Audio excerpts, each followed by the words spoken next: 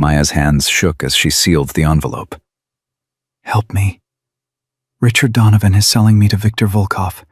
New Year's Eve. I have 48 hours.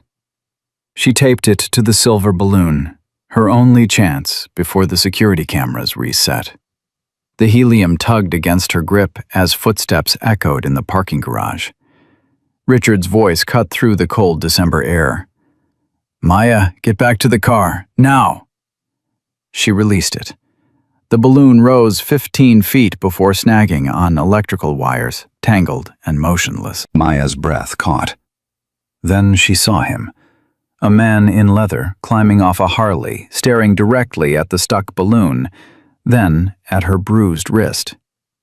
Subscribe now and follow this story to the end. Comment what city you're watching from so I can see how far this journey goes. Ghost Williams had seen a lot in 52 years. Combat tours in Iraq, 16 years riding with the Hellsangels, consulting work with the FBI's trafficking task force. But he'd never seen a girl release a balloon in a rest stop parking garage like her life depended on it. He'd pulled off I-85 outside Charlotte for gas, nothing more.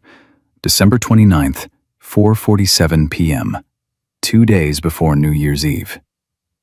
The cold was biting, the kind that made your fingers stiff even inside riding gloves. He'd just finished filling his tank when he heard it. A man's voice, sharp, controlling. The kind of tone that made Ghost's instincts flare. "Maya, get back to the car, now!" Ghost looked up. 50 feet away, near a black Mercedes SUV, a young woman stood frozen. 19, maybe 20. Dark hair pulled back too tight. Clothes expensive, but wrong somehow. A cashmere coat that looked like it belonged to someone else. Designer bag clutched against her chest like a shield. Her face was pale, eyes wide with something Ghost recognized instantly. Fear. And 20 feet above her, tangled in electrical wires running between light poles, was a silver balloon with a white envelope taped to its string. The man who'd called to her stepped out of the Mercedes, late 40s, well-dressed, everything about him calculated. Charcoal suit, silk tie, watch that probably cost more than Ghost's bike. But his hand on the girl's elbow was too tight, his smile too controlled. "I said now, Maya. We're late." "I just wanted some air," the girl said. Her voice was quiet, practiced. "The drive was long." "We've discussed this. You don't wander off without telling me." Ghost watched the exchange, every tactical instinct he'd honed in the Marine Corps and sharpened through years of trafficking investigations, screaming at him. The body language was wrong. The girl's shoulders were hunched, defensive. The man's posture was possessive, controlling. And that balloon. That stuck balloon with its white envelope. Ghost made a decision. He walked toward them, keys still in his hand, moving casual but purposeful. The man noticed him immediately. Guys like that always clocked potential threats, and his expression shifted. Wariness mixed with disdain. Biker, leather cut, Hellsangels patches visible even under Ghost's riding jacket. "Afternoon," Ghost said, stopping 10 feet away. Non-threatening distance. "Couldn't help but notice you folks having some trouble." "No trouble." The man's voice was cold, dismissive. "Private conversation." Ghost looked at the girl. Her eyes met his for half a second, and he saw it. A flash of something desperate, pleading. Then she looked down. "Right," Ghost said slowly. "Just thought I'd ask. Looked like maybe your daughter dropped something." He pointed up at the balloon. "Stepdaughter," the man corrected. "And it's handled. Thank you." "Sure looked upset about that balloon," Ghost pressed. He wasn't leaving, not yet. "Happy to climb up there and get it if you need. Used to do high wire work in the Corps." Maya's head snapped up. Hope flashed across her face, followed immediately by panic as Richard's grip on her elbow tightened visibly. "That's unnecessary," Richard said. His voice dropped an octave, territorial. "Maya's fine. Aren't you, sweetheart?" The silence stretched too long. I'm fine. Maya whispered, but her eyes screamed the opposite. Richard smiled, all teeth, no warmth. See, everything's fine. Now, if you'll excuse us— What's in the envelope? Ghost asked. Richard's smile faltered. Excuse me? The one taped to the balloon. Ghost gestured upward. Just curious. Seems important if she's this upset about losing it. A childhood memento, Richard said smoothly. Her mother passed recently. She's been sentimental. Grief does strange things. Maya's face went white. Ghost's jaw tightened. He'd heard variations of this script before. Traffickers loved invoking dead relatives, mental illness, anything to explain away a victim's distress. My condolences, he said, never taking his eyes off Maya. Losing a parent is hard. Yes, well— Richard started moving Maya toward the SUV. We really must go. Wedding preparations, you understand. Wedding? Ghost's voice sharpened. New Year's Eve, Richard said proudly, his hand now fully around Maya's arm. Maya's marrying a wonderful man, very successful, international businessman. Maya's breathing quickened. Ghost saw her chest rise and fall too fast, saw her free hand clench into a fist. Congratulations, Ghost said. But he was watching Maya's reaction, watching the way she'd gone rigid, the way her eyes were darting toward the exit like she was calculating escape routes. Thank you. Richard opened the Mercedes passenger door. Maya, get in. She hesitated. 1 second, maybe 2. Her eyes found Ghost's again, and this time the message was unmistakable. Help me. Then Richard pushed her, gently enough that anyone not paying attention would miss it. But Ghost saw. Maya stumbled slightly, caught herself, and climbed into the SUV. Richard walked around to the driver's side. Safe travels, he said to Ghost, dismissing him entirely. The Mercedes pulled away. Ghost stood there, watching the taillights disappear onto the highway, every instinct telling him something was catastrophically wrong. He looked up at the balloon. The envelope swayed in the cold wind, still tangled in the electrical wires 15 feet up. Ghost walked back to his bike, grabbed a small toolkit from his saddlebag, and approached the light pole. The wires weren't live, he checked first, and the climb was easier than he'd implied. 90 seconds later, he was back on the ground with the balloon in hand. The envelope was sealed. No name, no address. Just one word written in desperate, shaky handwriting. Help. Ghost's hands were steady as he opened it. 28 years of seeing terrible things had taught him control. But when he unfolded the letter inside, his breath caught. To whoever finds this, my name is Maya Catherine Carter. I'm 19 years old. 6 months ago, my mother died in what was ruled a car accident. I don't think it was an accident.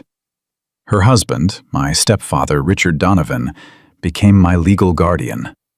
He controls everything. My phone, my money, my mother's inheritance, my life. 2 weeks ago, I found documents in his office, wire transfers, emails, photographs of me. He's selling me to a man named Viktor Volkov for $150,000. They're calling it a marriage. It's scheduled for New Year's Eve at a private estate outside Charlotte. But I've researched Viktor Volkov. He's connected to trafficking networks in Eastern Europe. Girls who marry him disappear. Richard monitors everything. I can't call police. He has lawyers who've already planted evidence that I'm mentally unstable from grief. I tried telling my college advisor, but Richard had me withdrawn from school for medical reasons. I tried running twice. He found me both times. He has connections everywhere. I'm writing this because I'm out of options. In 48 hours, Viktor Volkov is taking me out of the country, Richard says it's a honeymoon. I know I'll never come back. If you're reading this, please help me. Please believe me. I'm being held at 2847 Brookwood Estate Drive, Charlotte. There are cameras everywhere, guards. I can't escape alone.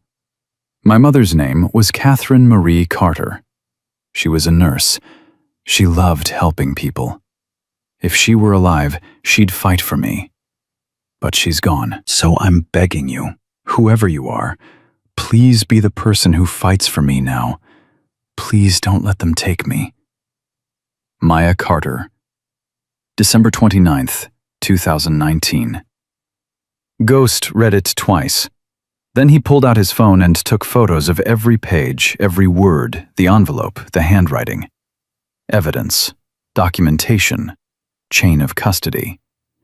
Then he made the first call. Lawman, it's Ghost. I need a full background run on 2 names. Richard Donovan, real estate developer, Charlotte area, and Viktor Volkov, international businessman, possibly Eastern European. I need it in 30 minutes. What's this about? Lawman Patterson's voice was alert, professional. Cop instincts never fully retired. Trafficking, possible forced marriage setup. I've got a letter from the Vic, 19-year-old girl. Sale is scheduled for New Year's Eve. Silence on the other end. Then, send me everything. I'll have it in 20. Second call, FBI. Agent Blake, Ghost Williams. I've got a situation. Jennifer Blake had worked with Ghost before. 3 joint operations, all successful. She trusted his judgment. Talk to me. 19-year-old trafficking victim. Forced marriage scenario. Buyer has diplomatic connections, possibly immunity issues. Sale happens New Year's Eve. I've got a written plea from the victim, documentation of control tactics, and a 36-hour window. Where are you? I-85 rest stop, mile marker 67. Just intercepted communication from the victim. She's currently being transported to an estate in Charlotte by her stepfather, who's orchestrating the sale. Blake's voice shifted to command mode. Send me everything immediately. I'm calling the task force. Ghost, do not approach the estate. Do not spook the suspect. If he runs with her, we lose everything. Understood. But Blake, I saw this girl's face. We're running out of time. Then we work fast. Send the letter. I'll have warrants started within the hour. Ghost texted the photos, then stood in the parking garage, staring at the silver balloon in his hand. 48 hours. New Year's Eve was in 2 days. He made the third call. Tiny, I need a full mobilization. Every chapter within 300 miles. We're stopping a trafficking operation, and I need an army. Robert Tiny Hayes, president of the Hellsangels Asheville chapter, didn't hesitate. When and where? Details incoming. But Tiny, this one's different. Victim's 19, educated, being sold under the guise of marriage. Buyer's got diplomatic protection. We're going up against serious money and serious connections. How serious? The kind that makes people disappear, Ghost said quietly. The kind that's done this before. Then we make sure they don't do it again. I'll start making calls. How many do you need? Ghost thought about the letter, about Maya's desperate eyes, about the estate Richard had mentioned, the guards, the cameras, about Viktor Volkov and whatever network he represented. 300, Ghost said. I want 300 brothers surrounding that estate when we move. I want it airtight. You'll have them. When? New Year's Eve. Details to follow. This stays quiet until I give the word. Understood. Ghost, you got a good feeling about this one? Ghost looked at the letter again, at Maya's handwriting, the desperation visible in every shaky word. I've got a 19-year-old girl who wrote a letter to strangers begging for angels, Ghost said. We're those angels. We don't have a choice. He hung up and stood there for a moment, letting the weight of it settle. This wasn't going to be simple. Richard Donovan had money, lawyers, connections. Viktor Volkov had diplomatic complications. The estate would be fortified. The timeline was impossibly tight. But Ghost had been in worse situations. Fallujah, 2004. Helmand Province, 2006. A trafficking ring in Atlanta, 2015, where they'd extracted 4 victims from a fortified compound with 0 casualties. This was what he did. What they all did. His phone buzzed. Text from Lawman. Got preliminary intel. Calling you now. Ghost answered. What'd you find? Richard Donovan, age 47, real estate developer, worth approximately $12 million on paper. But here's where it gets interesting.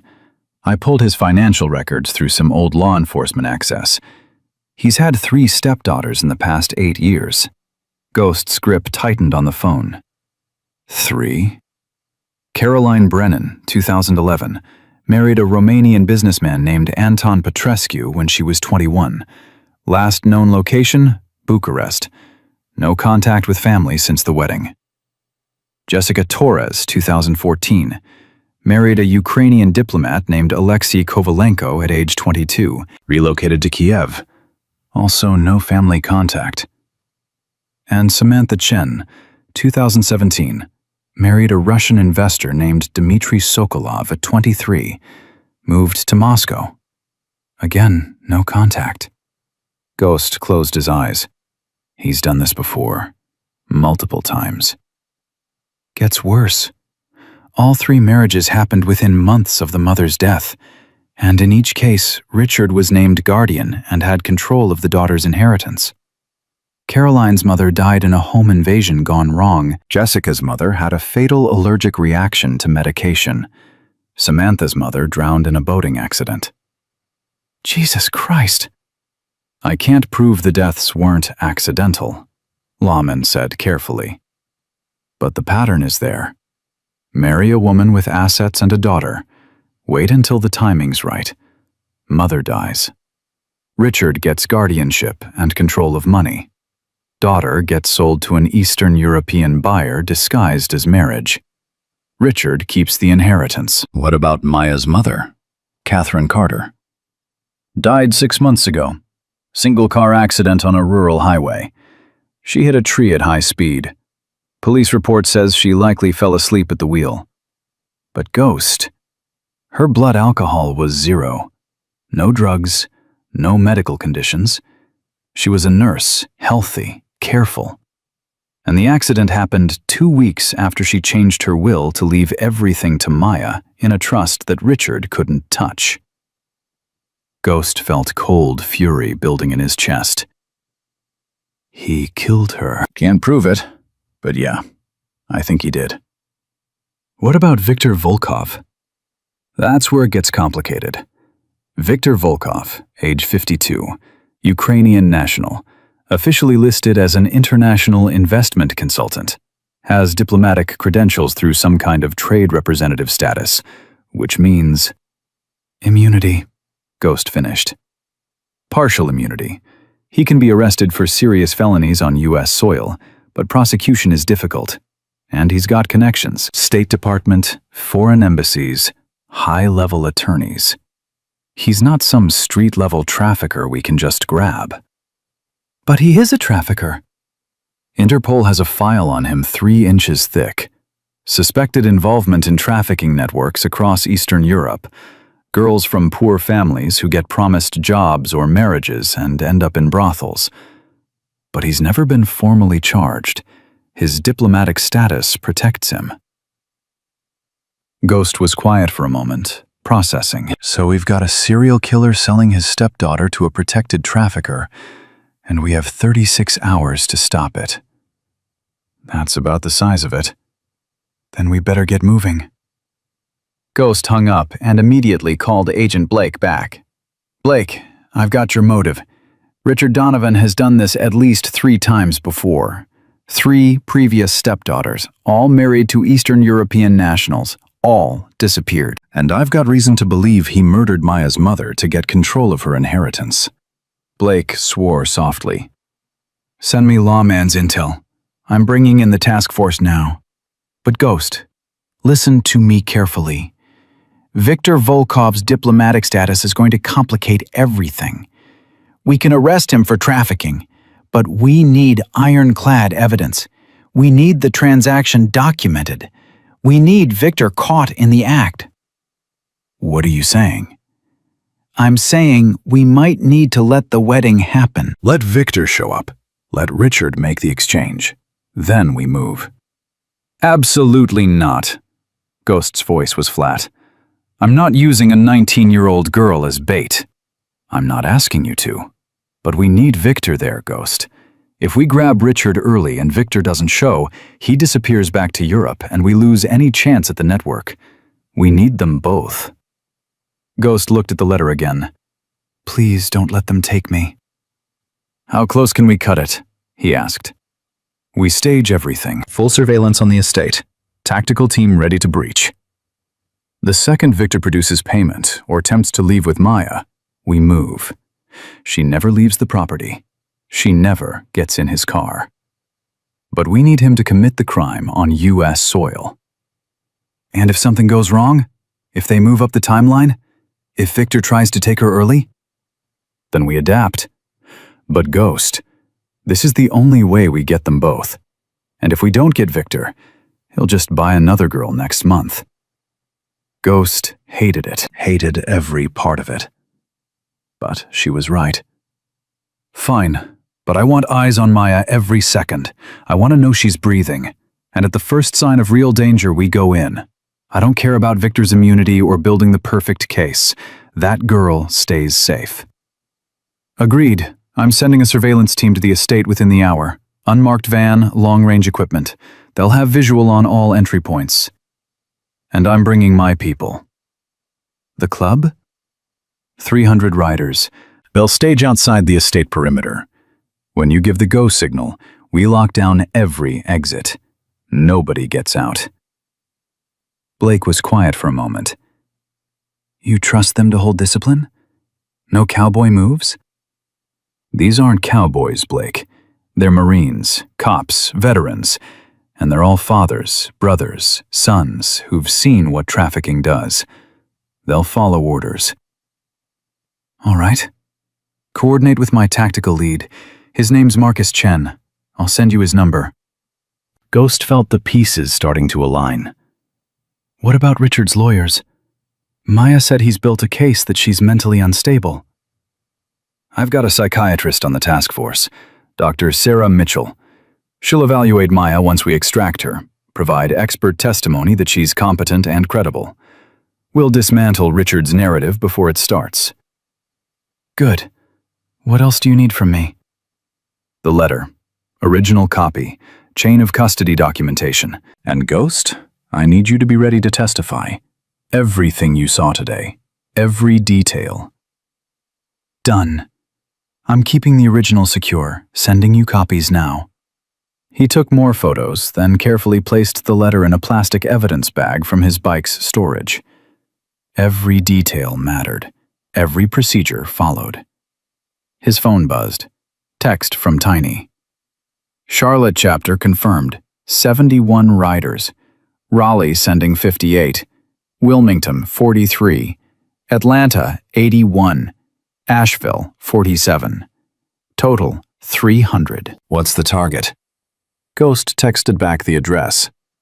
2847 Brookwood Estate Drive, New Year's Eve. Timing TBD. Full tactical briefing tomorrow. This is a federal operation. We're support only. Discipline is mandatory. Tiny's response was immediate. Understood. Brothers are asking what this is about. 19-year-old trafficking victim. Forced marriage to diplomatic trafficker. Pattern of previous victims. This one doesn't disappear. Say no more. We're in. Ghost stood in the parking garage, darkness falling around him, and felt the operation taking shape. FBI task force mobilizing, 300 Hell's Angels coordinating, surveillance being established, warrants being drafted. But at the center of it all was Maya, 19 years old, trapped in an estate with a man who'd probably killed her mother, waiting for a monster to arrive and take her away forever. 46 hours until New Year's Eve. Ghost looked up at the electrical wires where the balloon had been stuck, where Maya had released her last, desperate hope. "We're coming," he thought. "Just hold on." Then he climbed on his Harley and headed toward Charlotte, toward Brookwood Estate, toward surveillance positions and tactical planning, and the delicate, dangerous work of building a case strong enough to destroy Richard Donovan and Viktor Volkov forever. The engine roared to life. The December cold bit at his face as he accelerated onto I-85. Behind him, the rest stop faded into darkness. Ahead, a 19-year-old girl waited for angels. And Ghost Williams had never failed a mission yet. Maya heard the lock click at 11:47 p.m., 3 hours after Richard had brought her back to the estate. 3 hours of sitting in her bedroom, prisoner's quarters really, staring at her phone. The phone Richard had returned to her that afternoon with a smile that made her skin crawl. "You'll need it for wedding photos," he'd said. "Victor wants documentation of his beautiful bride." But Maya knew better. The phone was monitored. Every text, every call, every search logged and reviewed. She'd learned that lesson 4 months ago when she'd tried contacting her college roommate. Richard had known within minutes. Now she turned it over in her hands, thinking about the balloon, about the letter, about the stranger in leather who'd watched her with eyes that actually saw. She didn't know if he'd found the letter, didn't know if he'd even tried, but it was the only move she'd had left. The door opened. Richard stood there, still in his suit despite the late hour. He never looked tired, never looked anything except perfectly controlled. "We need to talk," he said. Maya's stomach dropped. He knew. Somehow he knew about the letter. About what? She kept her voice steady, a skill she'd developed over 6 months of survival. Victor called. "He's arriving tomorrow instead of New Year's Eve. Change of plans." Richard walked into the room, closing the door behind him. "Something about weather complications with the flight. He wants the ceremony moved up." Maya's hands went cold. Tomorrow. That gave her less than 12 hours. "I thought we had 2 more days," she managed. "Plans change. You'll adapt." Richard sat in the chair across from her bed, studying her. "You've been quiet tonight. Quieter than usual." "I'm tired." "Are you?" He leaned forward. "Or are you planning something?" Maya's heart hammered, but she held his gaze. 6 months had taught her that showing fear only made things worse. "Planning what? You control everything. My phone, my money, the doors, the cameras. What exactly could I plan?" Richard smiled. "That's what I appreciate about you, Maya. You're smart enough to recognize reality. Your mother raised you well." The mention of her mother sent rage through Maya's chest, but she swallowed it. "Don't talk about her." "Why not? Catherine was a remarkable woman. Beautiful, intelligent, resourceful. She would have been proud to see you married to someone of Victor's caliber. She would have killed you if she knew what you're doing." Richard's smile didn't falter. "Your mother was weak. She let emotions cloud her judgment. You're stronger. You'll survive this because you understand that fighting is pointless." Maya wanted to scream that she'd already fought, that she'd written a letter and released it and prayed someone would find it. But she kept her face neutral. "What time tomorrow?" 7 p.m. Victor's landing at a private airfield at noon. We'll have final preparations in the afternoon. The ceremony will be small. Just Victor's associates, my attorney, and the officiant. An officiant who's being paid to forge documents. An officiant who understands that international marriages require flexibility. Richard stood. Get some sleep. Tomorrow's an important day. He walked to the door, then paused. Oh, and Maya? The cameras in your room recorded you releasing that balloon this afternoon. Quite dramatic. Did you really think a piece of paper tied to helium would save you? Maya's blood turned to ice. Richard's smile widened. No one's coming. No one cares. You're alone. The sooner you accept that, the easier this will be. He left. The lock clicked again. Maya sat frozen, her mind racing. He knew about the letter, which meant he might have retrieved it, might have destroyed it, which meant the stranger in leather had nothing. No proof, no evidence, no reason to believe her story. She was alone. Maya walked to the window. The estate grounds stretched out below, security lights illuminating manicured lawns and iron fencing. 2 guards patrolled the perimeter. Richard had hired them a week ago, calling them wedding security, but Maya knew what they really were. Jailers. Her phone buzzed. Text from an unknown number. Maya's hands shook as she opened it. Don't respond. Don't react. They're monitoring your phone. My name is Ghost. I found your letter. Help is coming. Hang on until tomorrow night. We're getting you out. Maya read it 3 times, her heart pounding so hard she thought Richard's cameras might pick it up. Ghost. The stranger from the rest stop. He'd found the letter. He was coming. But Richard had just moved up the timeline. Victor was arriving tomorrow. The ceremony was tomorrow evening. She wanted to text back, wanted to warn him, but the message had been clear. Don't respond. They're monitoring. So Maya did the only thing she could. She walked to her bathroom, turned on the shower to create noise cover, and stood there trying to control her breathing while hope and terror fought for dominance in her chest. Someone was coming. But would they arrive in time? 40 miles away, Ghost sat in an unmarked surveillance van with Agent Blake and her tactical team. They'd set up position at 8 p.m. in a commercial parking lot with direct line of sight to Brookwood Estate. High-powered cameras, thermal imaging, communications equipment that cost more than most people's houses. Blake hung up her phone, her expression grim. We've got a problem. What? Ghost was watching the estate feed, counting guards, mapping entry points. My contact at State just called. Viktor Volkov's flight plan changed. He's landing tomorrow at noon instead of New Year's Eve. The ceremony's been moved up. Ghost's jaw clenched. How much time do we have? 19 hours, maybe less. He's landing at Executive Air, private terminal. We'll have surveillance on the airfield, but once he reaches the estate, the window closes fast. Can we grab him at the airport? Not without tipping off Richard. If Victor gets spooked, he disappears and we lose everything.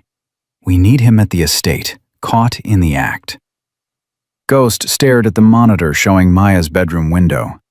The lights were still on. She's got 19 hours. That's not enough time. It's the time we have. Blake pulled up schematics of the estate. Here's what we know. The property is 12 acres, fully fenced. 2 armed guards on perimeter patrol, rotating shifts every 6 hours. Security cameras on all entry points. Main house has 22 rooms. Maya's being held on the 2nd floor, northeast corner. How many people inside? Richard, Maya, and a housekeeper named Elena Marquez. Elena's been with Richard for 3 years. We're running background on her now, but preliminary check shows she's likely complicit. She's been present during all 3 previous stepdaughters. Ghost felt his anger rising. So she's watched this happen before. Looks that way.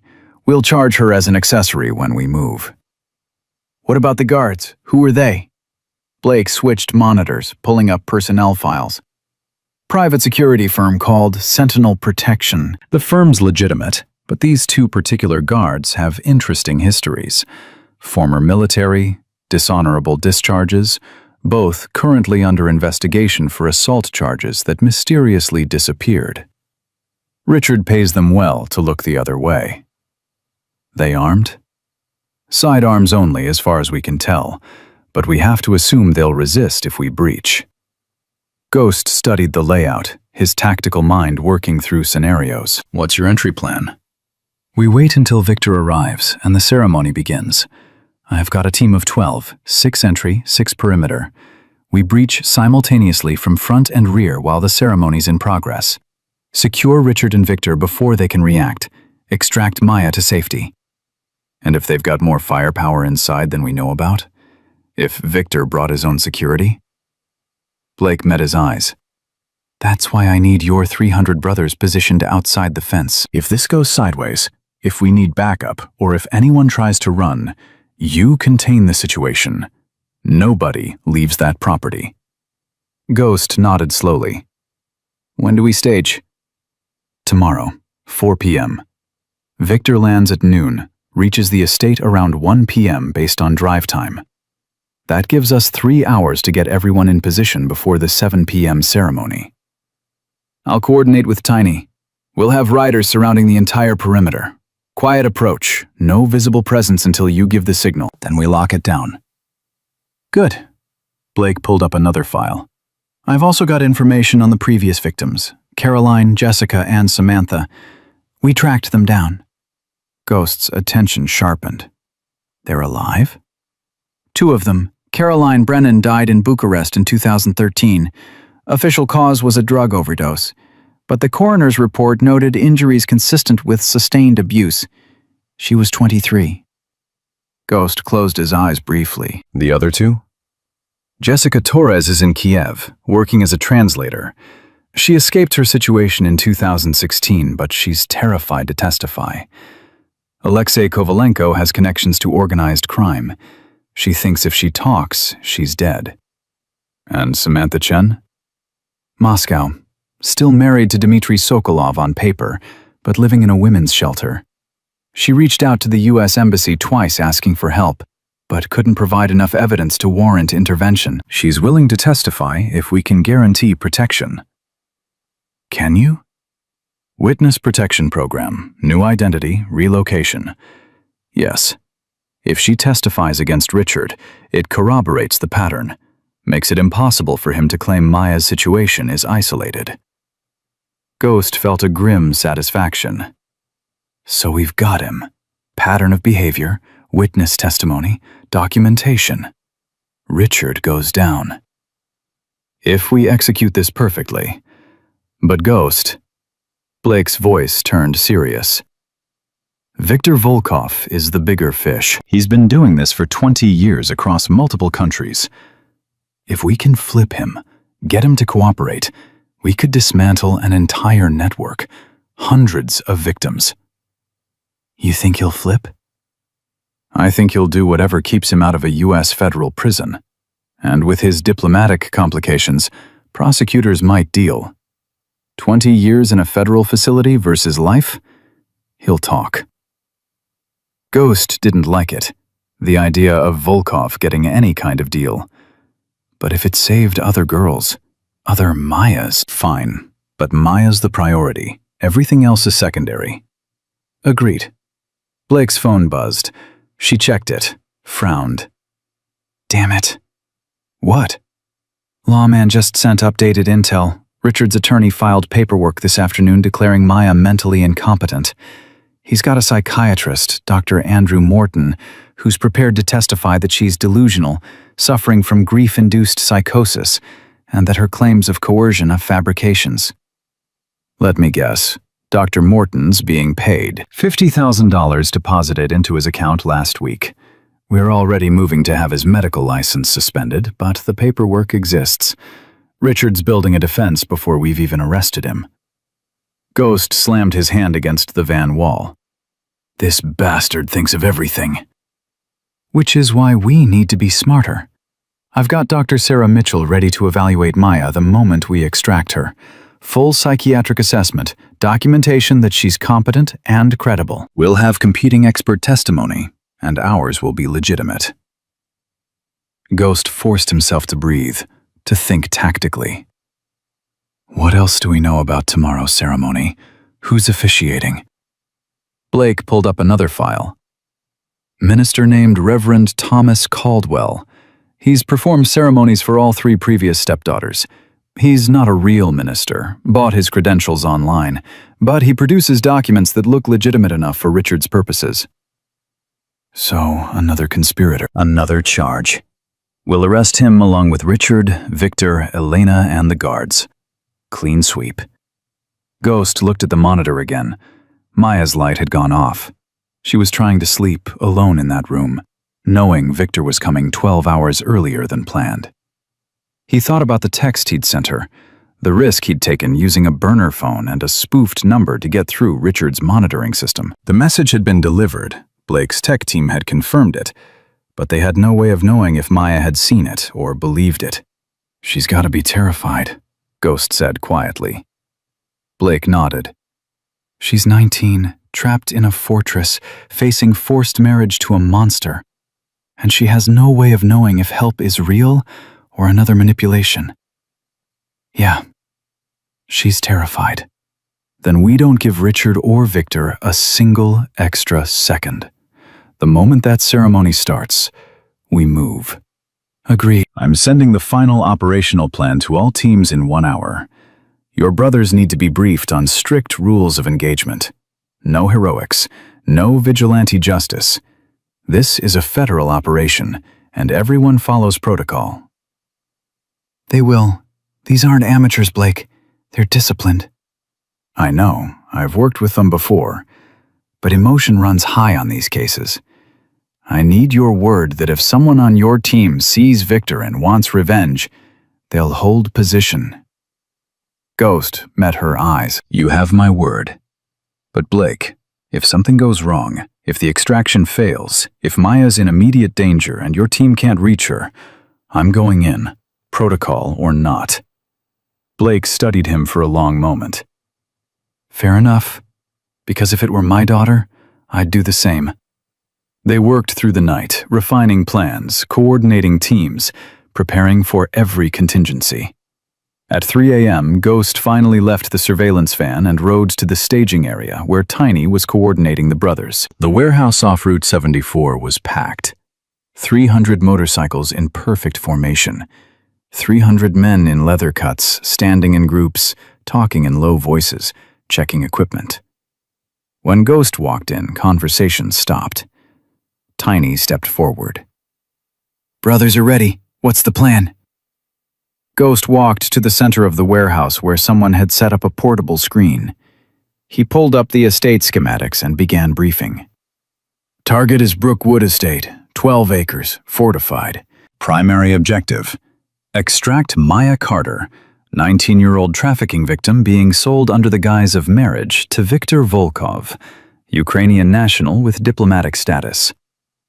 Secondary objective: secure Richard Donovan, the stepfather orchestrating the sale, and all conspirators. He clicked through surveillance photos. The ceremony is scheduled for 7 p.m. tomorrow. FBI tactical team breaches at 7:05 p.m. Our job is perimeter containment. We position at 4 p.m., 3 hours before ceremony start. Formation: complete circle surrounding the property, 50-foot spacing. No visible presence until FBI gives the signal. Then we lock down every exit. No one leaves, no one enters. Clear? 300 voices. Clear. Rules of engagement: observe only until FBI signals, then establish roadblocks at all access points. Anyone attempts to leave, you stop them, but you do not engage physically unless absolutely necessary. This is a federal operation. We're support, not primary action. Understood? Understood. Bear raised his hand. What if the guards start shooting? FBI Tactical has that covered. But if rounds come your direction, you take cover and you call it in. Do not return fire unless your life is in immediate danger. We have legal authority to be there, but only as auxiliary support. The moment we cross into vigilante territory, we lose everything. and Maya doesn't get justice. Lawman spoke up. What about Victor's potential security? If he brings his own people? FBI's monitoring the airport.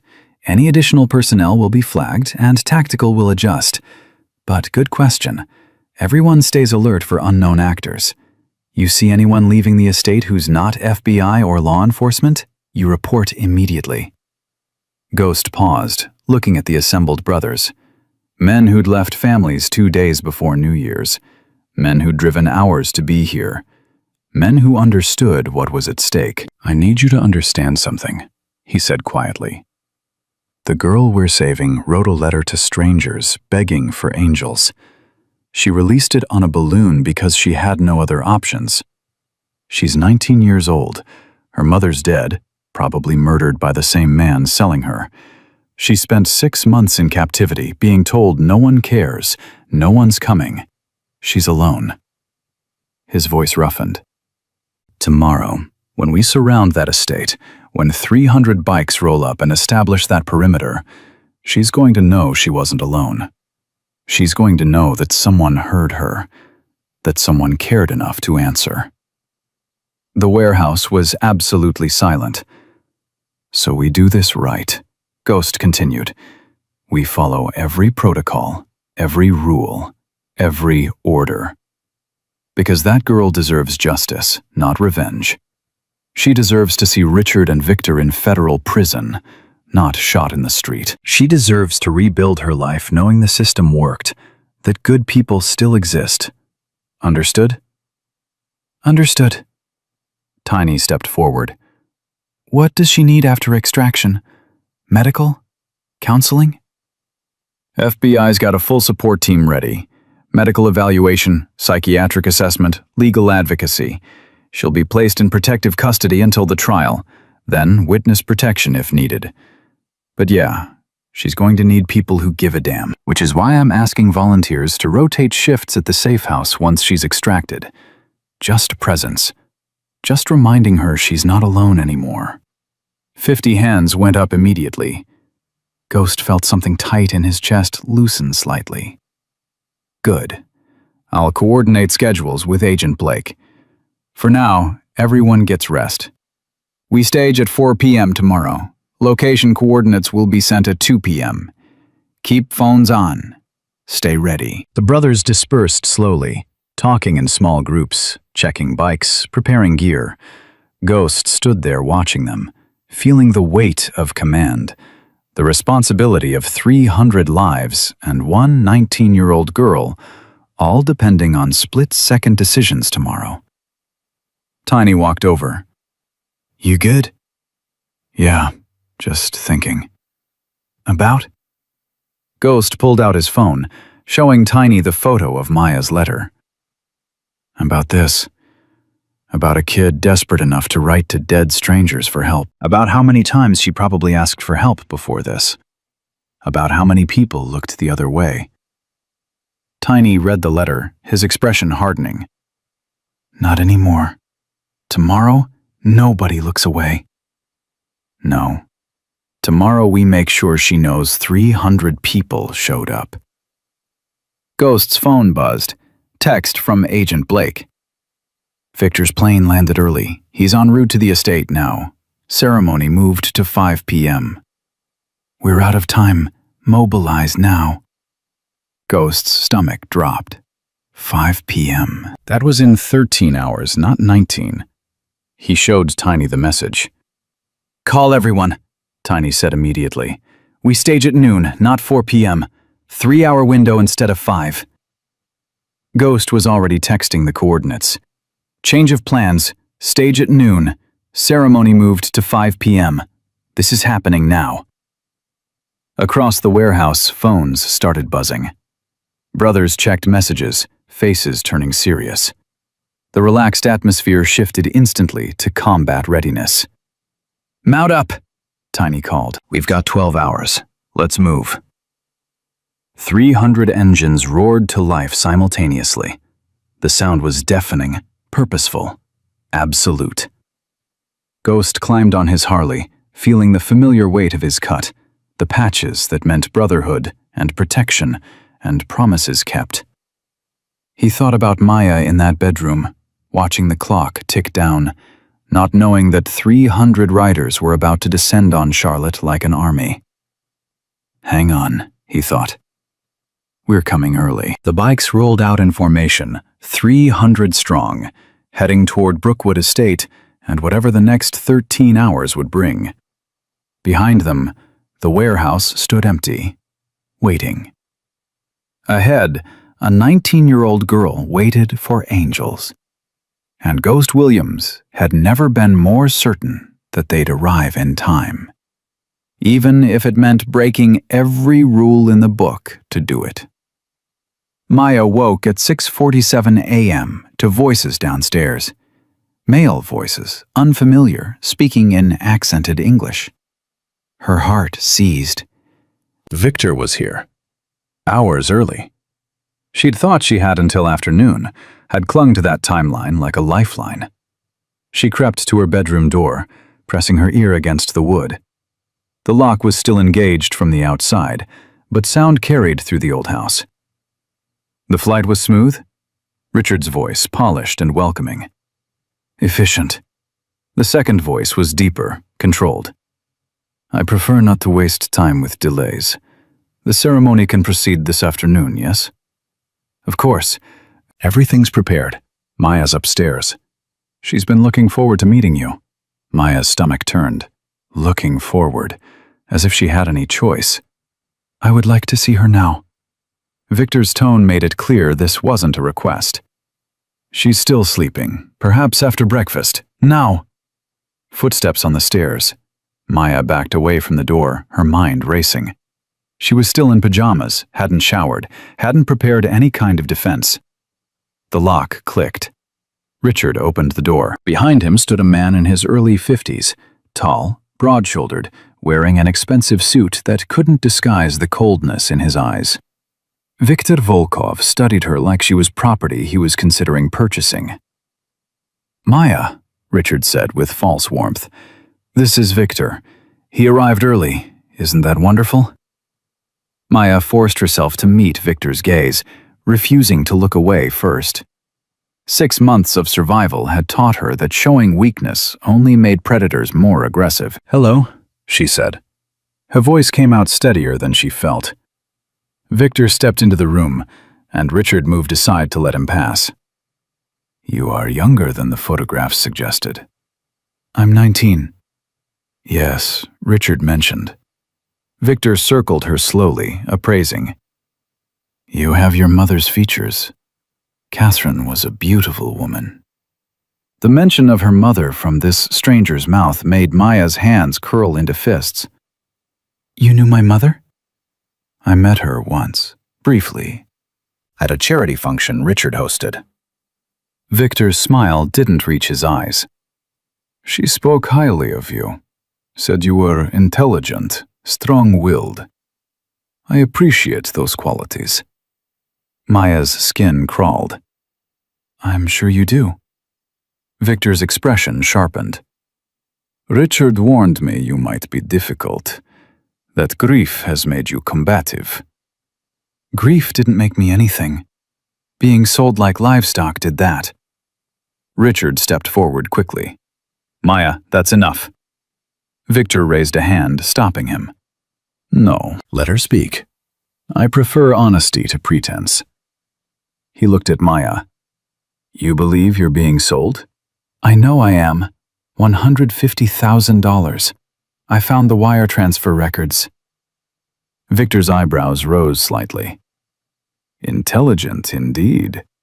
Yes, there is a financial arrangement. Your stepfather has debts. I have resources. But this is a legitimate marriage, Maya.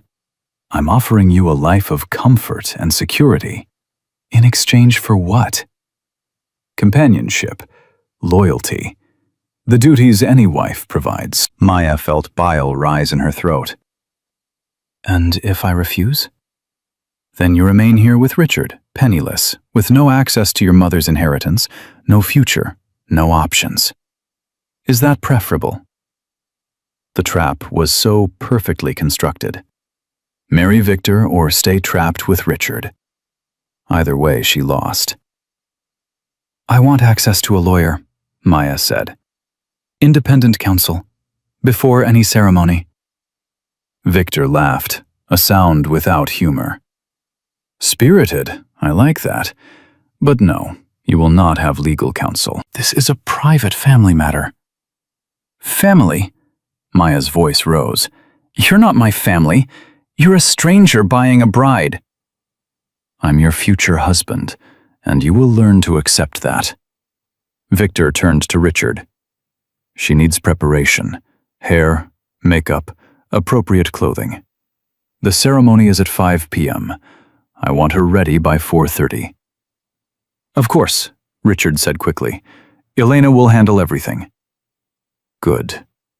Victor looked at Maya one last time. I understand your resistance, but Maya, understand this. I always get what I pay for. Always. Your cooperation makes this pleasant. Your resistance makes it unpleasant. Choose wisely. He left. Richard started to follow, then paused at the door. That text you received last night, he said quietly. The one from the supposed rescuer? I wrote it. Sent it from a burner phone to test your reaction. No one's coming, Maya. No one found your letter. You're alone. Start accepting it. The door closed. The lock clicked. Maya stood frozen, her mind reeling. The text had been from Richard? Ghost didn't exist? The hope she'd carried through the night shattered like glass. She walked to the window, pressing her forehead against the cold glass. Below, 2 security guards patrolled the fence line. Beyond them, nothing but empty road and winter-bare trees. Alone. She was alone. Maya closed her eyes, thinking about her mother, about Catherine's last words to her, spoken in the hospital the week before she died. You're stronger than you know, baby.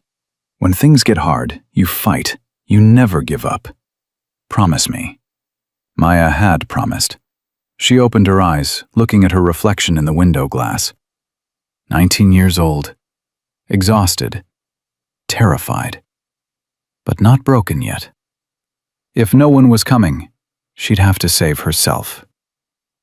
At noon, 300 motorcycles rolled into position around Brookwood Estate like a military operation. Ghost coordinated from the command van with Agent Blake, watching feeds from 12 different cameras as the brothers established the perimeter. North side secure, Tiny's voice crackled through the radio. 47 riders in position, 50-foot spacing. East side secure, Big Mike reported from Charlotte chapter. 71 riders positioned. South side secure, Hammer called in from Raleigh. 58 in position. West side secure, Chains confirmed from Wilmington. 43 positioned, full perimeter established. Ghost marked each position on the tactical map. 300 riders forming a perfect circle around the 12-acre estate, invisible from the house but ready to lock down every exit on command. Surveillance shows 4 additional vehicles arrived this morning, Blake said, studying her monitors. 2 SUVs, 1 sedan, 1 van. Running plates now. That's more than we expected, Ghost said. How many people are we looking at inside? Unknown. Thermal imaging shows at least 9 heat signatures in the main house, but the van's blocking our view of the garage. Could be more. Ghost's jaw tightened. What about Maya? Do we have visual? Blake switched to the bedroom camera feed. Maya sat on her bed, still in pajamas, staring at nothing. She hasn't moved in 20 minutes. Just sitting there. She's in shock, Ghost said quietly. Or planning something. Let's hope it's not the latter. If she tries to run on her own, she'll get hurt. Can we get another message to her? Let her know we're here. Too risky. Richard's monitoring everything. If he realizes we've got surveillance, he might move the ceremony or relocate Maya. We hold position until Victor commits to the ceremony. Ghost hated it. Hated watching Maya sit there, believing she was alone while 300 brothers waited outside. But Blake was right. Tactical precision over emotion. His radio crackled. "Ghost, this is Lawman. I'm at the private airfield where Victor landed. Just finished talking to the tower. His flight plan shows departure scheduled for 8 p.m. tonight."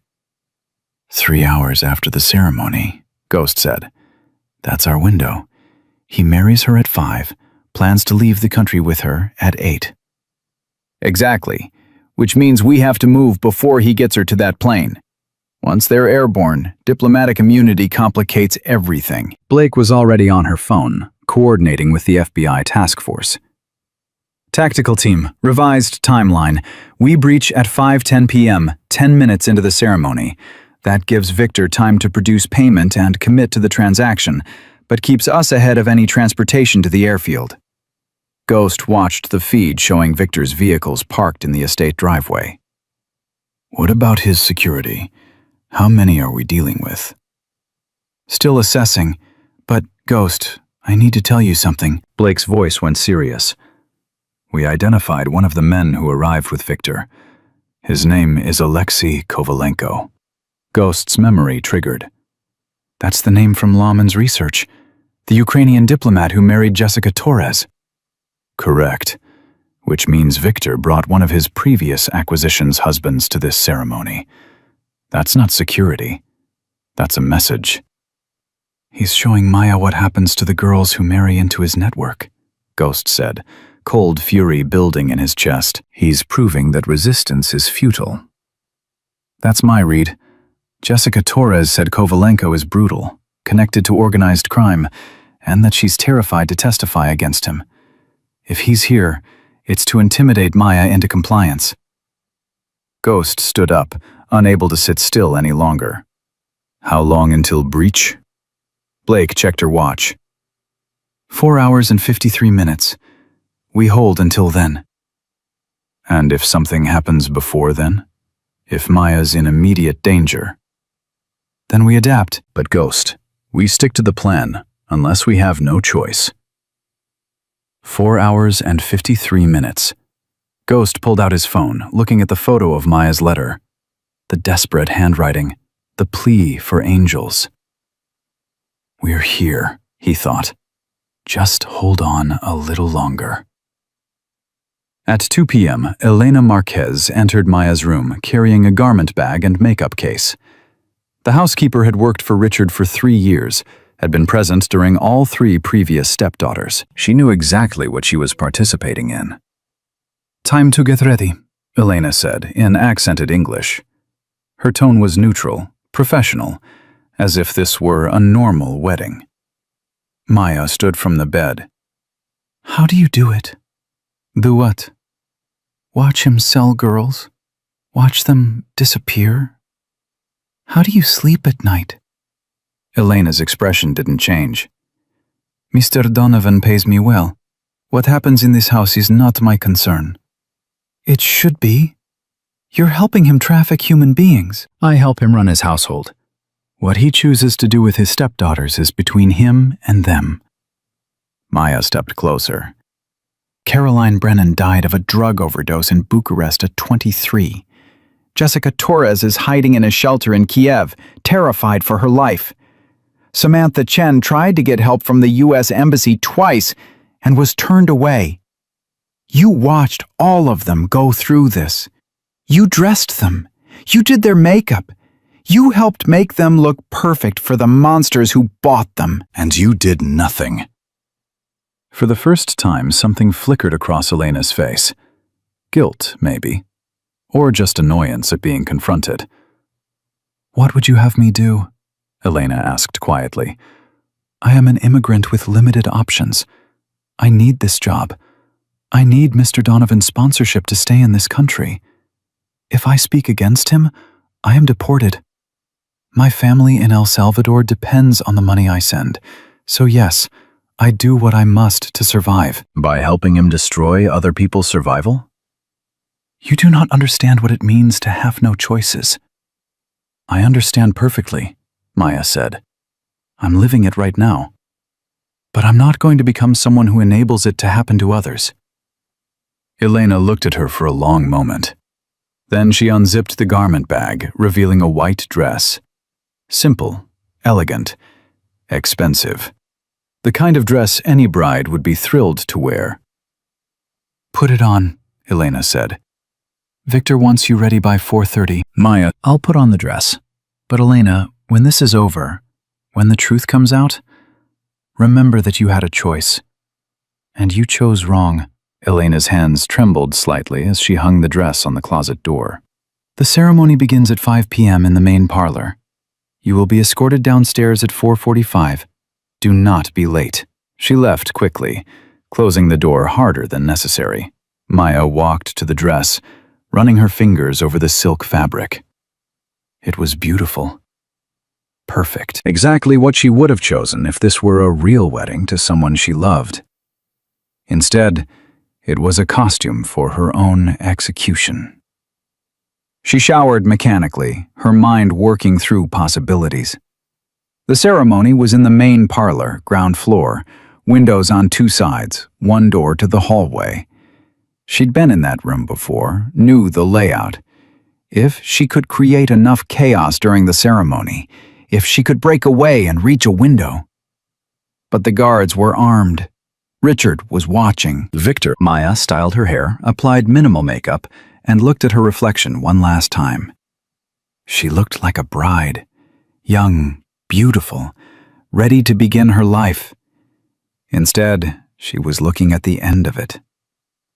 At 3:47 p.m., Ghost's radio crackled with Lawman's voice, urgent and tight. Ghost, we've got a problem. I just pulled Richard's phone records from this morning.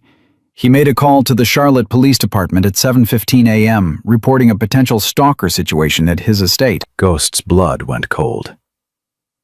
What kind of stalker situation?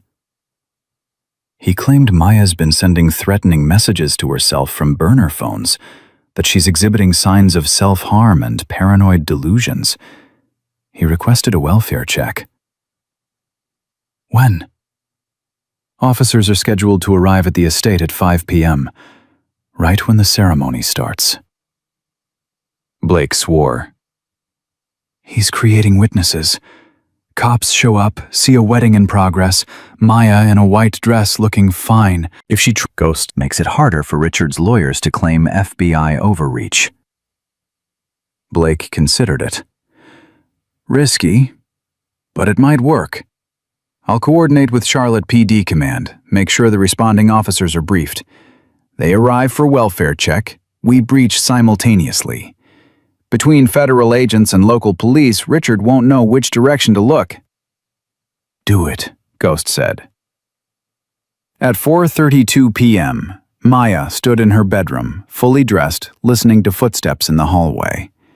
The lock clicked. Richard entered, wearing a tuxedo, looking every inch the proud stepfather giving away his daughter. You look beautiful, he said. Catherine would be proud. Don't you dare, Maya whispered. Don't you dare invoke my mother. She wanted you to be happy, Maya, to have security and a good life. She wanted me to be free, and you killed her to make sure I wasn't. Richard's smile faltered for just a second. Careful with accusations you can't prove. I don't need to prove it. I know. Because if so, here's your motivation for cooperation.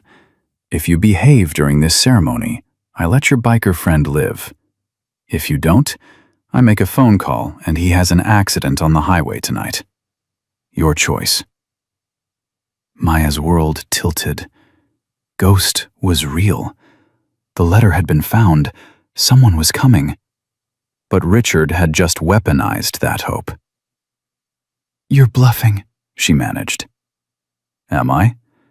His name is Daniel Williams, goes by Ghost, former Marine, current member of the Hellsangels Asheville chapter, lives at 847 Mountain View Road, daughter stationed in Germany.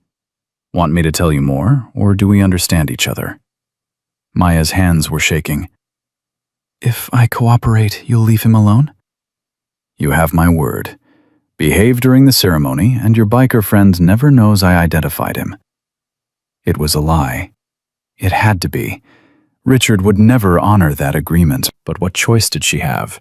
If there was even a chance Ghost was out there, even a chance he was trying to help, she couldn't be the reason he got hurt. Fine, Maya whispered. I'll cooperate. Smart girl. Richard offered his arm. Shall we? Maya took it, her mind screaming in protest, and let him lead her downstairs toward a parlor full of monsters waiting to seal her fate. At 4:58 p.m., Ghost watched the surveillance feed as Maya descended the stairs in a white dress, her arm linked with Richard's. She looked composed, calm, nothing like the terrified girl from the rest stop. She's complying, Blake said, surprised. Why isn't she fighting? Ghost studied Maya's face on the monitor, seeing something in her expression that the others missed. Resignation mixed with calculation.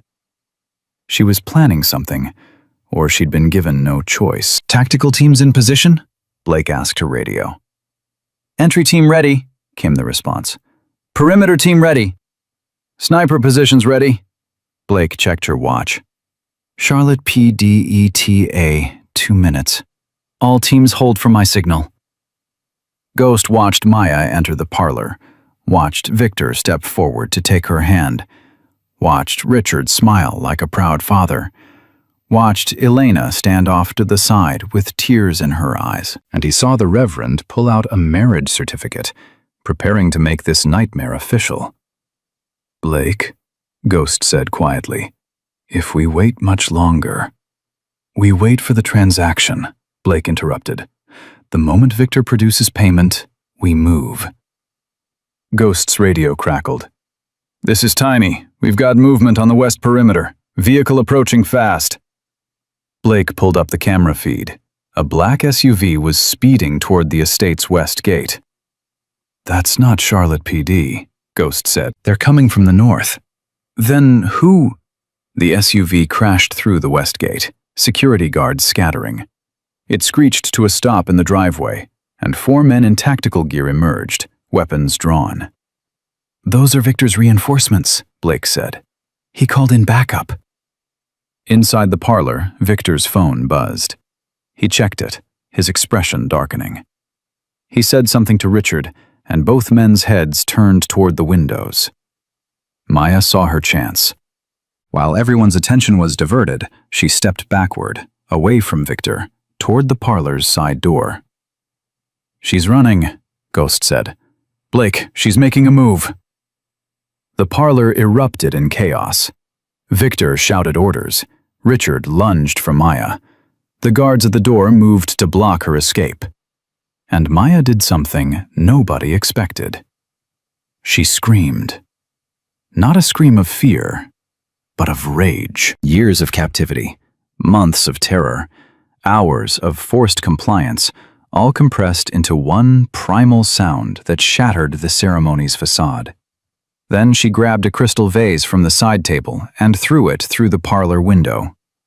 Glass exploded outward, an alarm shrieked, and Maya ran.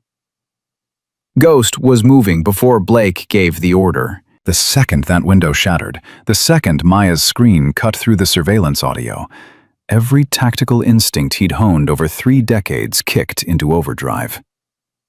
All units, breach, now! Blake commanded into her radio. Repeat, breach, now! Subject is running! Ghost was already out of the van, sprinting toward the estate's north side where Maya had broken through. Behind him, 12 FBI tactical agents poured from their vehicles, weapons ready, movements coordinated. And around the entire perimeter, 300 motorcycle engines roared to life simultaneously. The sound was deafening, purposeful, unmistakable. A wall of noise announcing that the cavalry had arrived. Maya ran across the estate lawn in her wedding dress, barefoot, glass cuts on her hands from smashing the window.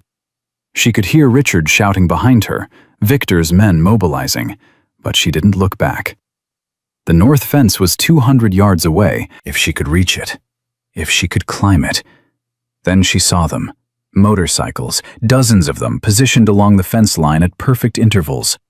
Men in leather cuts dismounting, moving toward the fence, and in the center of the formation, climbing over the iron bars with the efficiency of someone who'd done it 1,000 times before, was Ghost. Maya's legs nearly gave out. He was real. He'd come. "Maya, run to me," Ghost called, his voice carrying across the lawn. "Don't stop. Don't look back. Just run." She ran harder, her dress tangling around her legs, her lungs burning. Behind her, she heard a gunshot, then another. FBI agents had engaged Victor's security team at the main house. Ghost was over the fence now, running toward her, and Maya had never been more grateful to see another human being in her life. They met in the middle of the lawn. Ghost grabbed her shoulders, his eyes scanning her for injuries. "Are you hurt? Did they hurt you?" "I'm okay," Maya gasped. "How did you—" "Richard said he sent that text. He said you were—" "He lied.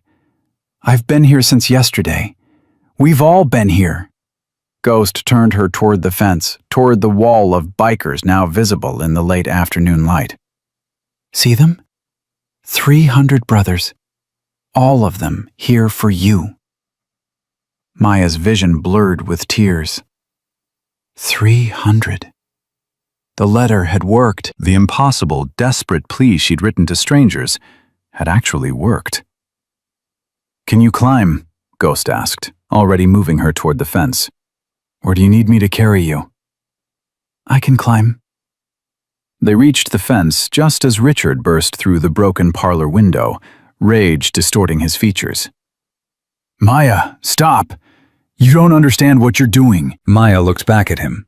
This man who'd killed her mother, who'd sold her like property, who'd spent 6 months convincing her she was alone and worthless and out of options. "I understand perfectly," she shouted back. "You're going to prison." Ghost boosted her up. Maya grabbed the iron bars, finding footholds, pulling herself up with strength she didn't know she had. Adrenaline, fear, fury, all of it combining into pure survival instinct. She cleared the top and dropped down on the other side, landing hard but staying upright. Immediately, 3 bikers surrounded her, creating a protective barrier. "You're safe now," one of them said. Big guy, gray beard, patches that read President Asheville. "Nobody's touching you. Nobody." Ghost was over the fence seconds later, landing beside her. "Tiny, get her to the command van. Agent Blake's waiting." "On it." Tiny put a hand on Maya's shoulder, gentle despite his size. "Come on, darling. Let's get you somewhere warm." Maya let him guide her toward a black van parked 50 yards down the road, but she kept looking back. Back at the estate, where FBI agents were swarming through every entrance, where Richard was being surrounded by tactical team members, where Victor's security was being disarmed and restrained. It was really happening. The rescue was real. Inside the command van, Agent Blake was coordinating the operation via 3 different radio channels simultaneously. When Maya entered, escorted by Tiny and Ghost, Blake's expression shifted from tactical command to genuine relief. "Maya Carter?" Blake asked, though she clearly already knew. "Yes. I'm Special Agent Jennifer Blake, FBI Human Trafficking Task Force.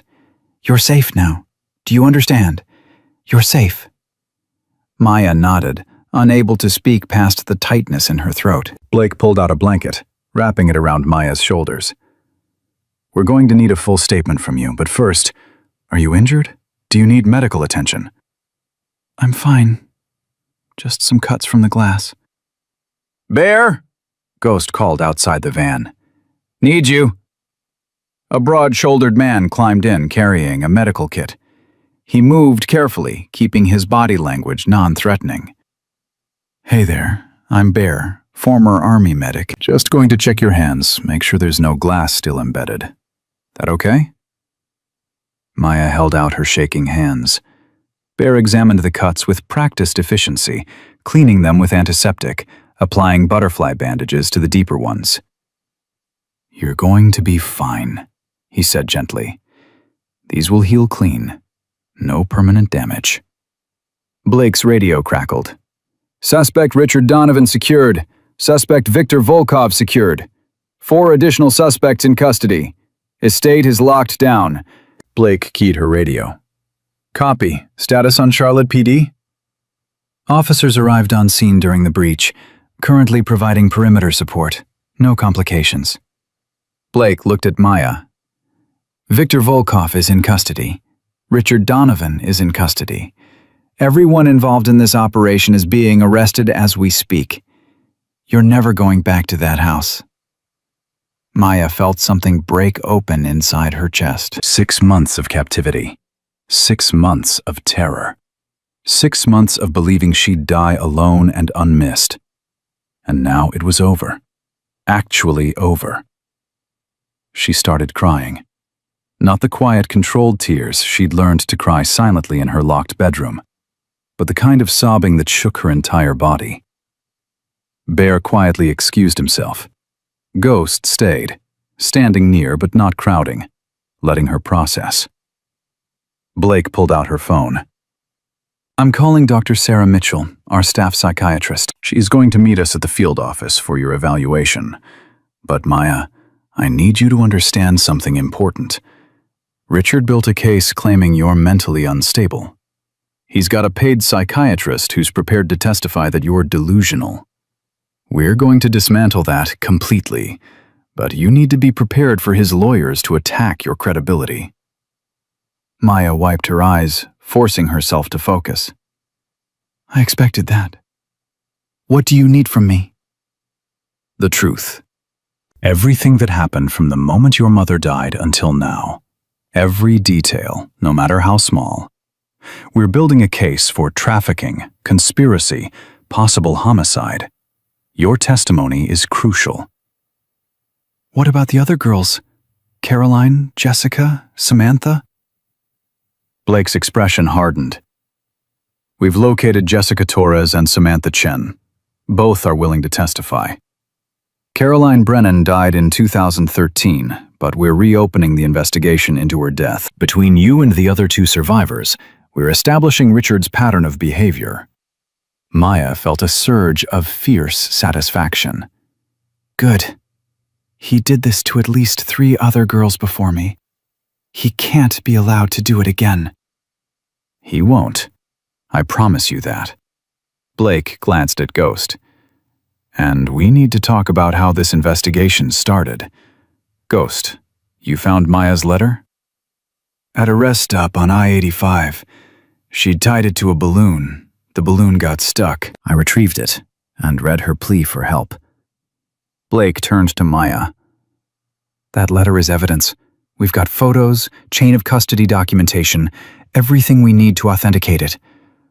But I need to ask, did anyone coerce you to write it? Did Richard know you were writing it?" "No. I wrote it on my own.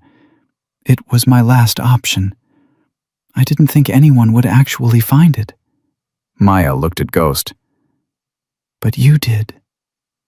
"Yeah, I did. And the second I read it, I knew we had to move." Blake was typing notes rapidly. "The letter demonstrates premeditation on Richard's part. He was planning to traffic you. It demonstrates your state of mind. You were aware of the danger and seeking help. And it demonstrates that you had no other options available. That's powerful evidence." Ghost's radio crackled. Tiny's voice. "Ghost, we've got a situation at the main house. You need to see this." Ghost looked at Blake. "I'm going back in. Keep her safe." "Always." Ghost exited the van, jogging back toward the estate where FBI agents were still processing the scene. Tiny met him at the front entrance, his expression grim. "What is it?" Ghost asked. "Elena Marquez, the housekeeper. She's asking to speak with you specifically. Says she has information about Richard's previous victims." Ghost followed Tiny into the estate's kitchen, where Elena sat at the table, handcuffed, flanked by 2 FBI agents. Her eyes were red from crying. "You wanted to talk?" Ghost said, his voice cold. He'd heard what Elena had said to Maya, how she'd enabled Richard's trafficking for years. "I want to make a deal," Elena said quietly. "I will testify against Mr. Donovan, everything I know, in exchange for immunity." "That's not my call. That's Agent Blake's. But what makes you think we'd deal with you? You helped him sell 3 girls." "4, Elena corrected. "There was another one, before Caroline, a girl named Amanda Price in 2009. She was 17 when Mr. Donovan married her mother, 18 when her mother died and he became guardian, 19 when he sold her to a man from Romania. I was new then. I did not understand what was happening until it was too late." Ghost felt sick. "Where's Amanda now?" "I do not know. She disappeared. "But I have documents. Letters she wrote to her mother before the mother died, photos of injuries, evidence that Mr. Donovan was abusive to her. I kept them hidden all these years." Why? Elena's voice broke. "Because I was afraid. Because I needed this job. Because I told myself it was not my responsibility. But today," she looked up at Ghost, "today I watched that girl break a window and run for her life, and I realized I have been helping a monster. I want to stop." Ghost pulled out his phone, calling Blake. "You need to hear this." 10 minutes later, Blake was in the kitchen, listening to Elena's confession with a recording device running. Ina detailed everything: Richard's patterns, his methods, his contacts in Eastern Europe, the money trails, the forged documents. She produced a flash drive she'd hidden in her quarters containing copies of financial records, emails, and correspondence with Viktor Volkov's network. "This is enough to add RICO charges," Blake said, stunned. "Elena, you're looking at potential prison time for your involvement. But if everything you're giving us checks out, I can recommend significant reduction in sentencing." "I do not care about my sentencing," Elena said. "I care about stopping him. And I care about finding Amanda Price. She deserves justice too." Blake turned to one of her agents. "Get this flash drive to forensic analysis immediately. I want every file verified and cross-referenced with our existing evidence. And start a search for Amanda Price. If she's alive, we find her." Back at the command van, Maya sat wrapped in the blanket, watching through the window as Richard was led out of the estate in handcuffs. Victor followed, his expensive suit disheveled, his diplomatic immunity doing nothing to prevent his arrest. Richard saw the van, saw Maya watching, and even handcuffed, even surrounded by federal agents, he smiled at her. Cold, calculating, confident he'd escape consequences. Maya stared back, refusing to look away. She'd spent 6 months under his control, believing his lies about her worthlessness, her isolation, her lack of options. She'd believed him when he said no one would help her, that the system wouldn't care, that girls like her disappeared all the time, and nobody noticed. She'd been wrong about all of it. Richard's smile faltered when Ghost emerged from the estate and walked straight to the command van. When Ghost climbed inside and sat beside Maya, making it clear whose side he was on. When 300 bikers revved their engines in unison, a reminder that Richard was outnumbered in every way that mattered. "He's going to federal prison," Ghost said quietly to Maya. "For a long time. You made sure of that by having the courage to write that letter." "I didn't think anyone would find it," Maya admitted. I had to try." "And because you tried, you're sitting here free." "Victor's in custody. Richard's finished. And we're going to find every other girl he sold and make sure they get justice too." Maya looked at him. "Why did you help me? You didn't know me. The letter could have been fake. You risked everything on a stranger's word." Ghost was quiet for a moment. "My sister was taken when she was 21. trafficked. We never found her. That was 20 years ago.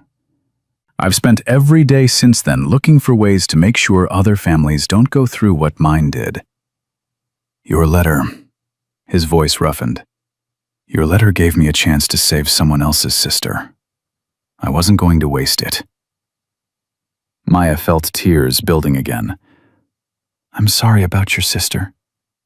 Me too. But because of you, 3 other girls are going to be found. Jessica, Samantha, and Amanda. They're going to get help. That matters. Blake's phone rang. She answered, listened, then turned to Maya with an expression Maya couldn't quite read. That was our forensic team.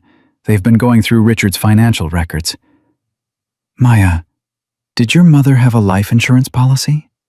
Yes, $50,000. Richard told me it went to pay her medical bills. Blake's jaw tightened. Your mother's medical bills were covered by her health insurance through her employer. The $50,000 from her life insurance went directly into Richard's personal account. And that's not all. Your mother had a trust set up for you. College fund, inheritance from her parents, everything. It was worth approximately $270,000. Maya's breath caught. What? Richard's been drawing from it for 6 months. There's $12,000 left. The rest he used to pay debts and fund his lifestyle. We're seizing all his accounts now, and we'll work to recover what we can. But Maya, you were never penniless. Richard lied. Your mother made sure you'd be taken care of. He stole it. Maya felt rage building, hot and fierce. He took everything. My mother, my future, my money. He took it all and tried to sell what was left. Yes, and now we're taking it back. Blake pulled up documents on her laptop. I've already contacted social services. You're 19, legally an adult. Richard had fraudulent guardianship based on claims you were incompetent. We're having that guardianship dissolved immediately. You'll have full access to whatever funds we recover, plus your mother's estate, which is rightfully yours. What about where I live? I can't go back to that house. You don't have to. We've arranged temporary housing at a safe location. Protection until the trial. After that, you can decide where you want to be. Ghost leaned forward, and you've got 300 brothers who'll make sure you stay safe. Wherever you go, whatever you need. Maya looked around the van at these strangers who'd become her rescuers.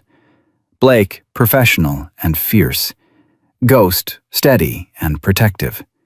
Bear, gentle despite his size. Tiny, commanding, but kind.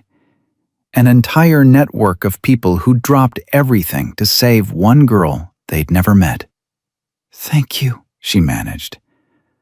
I don't know how to... There aren't words. You don't need words, Ghost said. You needed angels. We showed up. That's what we do. Blake's radio crackled again. Agent Blake, we've completed the evidence sweep. You need to see what we found in Richard's office safe. Blake stood. Stay here with Ghost and Bear. I'll be right back. She exited the van, leaving Maya with the 2 bikers. An awkward silence fell. Can I ask you something? Maya said to Ghost. Anything. That text last night, the one that said help was coming? Richard told me he sent it to test me. Was that true? Ghost's expression darkened. He sent you a text? At 11:30 p.m., it said not to respond, that you'd found the letter, that help was coming. I didn't send that. I wanted to, but Blake said it was too risky with Richard monitoring your phone. Maya's hands clenched. So he was telling the truth about that part. He sent it to manipulate me. Probably to see how you'd react, to gauge whether you were still hoping for rescue. Ghost's voice went hard. He's a sadistic bastard. But it doesn't matter now. He's done. Bear spoke up. When Blake gets back, they're going to want to transport you to the field office for your formal statement. It's going to be a long night, lots of questions. You need anything before we head out? Food? Water? Water would be good. Bear pulled out a bottle from a cooler, handing it to Maya. Small sips. You're probably dehydrated from the adrenaline. Maya drank carefully, feeling the cold water settle her stomach. Through the van window, she watched FBI agents moving in coordinated patterns around the estate, processing evidence, photographing everything, building the case that would destroy Richard Donovan. Blake returned 15 minutes later, carrying a locked metal box. She set it on the van's small table and opened it. Inside were passports. 5 of them. Amanda Price, Blake said, pulling out the first one. Caroline Brennan, Jessica Torres, Samantha Chen, and Maya Carter. Maya stared at her own passport, the one Richard had confiscated 6 months ago, claiming he needed it for safekeeping. Why did he have all of them? Control, Blake said. These girls couldn't travel without their passports, couldn't leave the country, couldn't prove identity easily. It's a classic trafficking tactic. Confiscate documents, eliminate mobility. She carefully bagged each passport as evidence. But we've got them now. Which means we've got proof Richard confiscated legal documents from all 5 victims.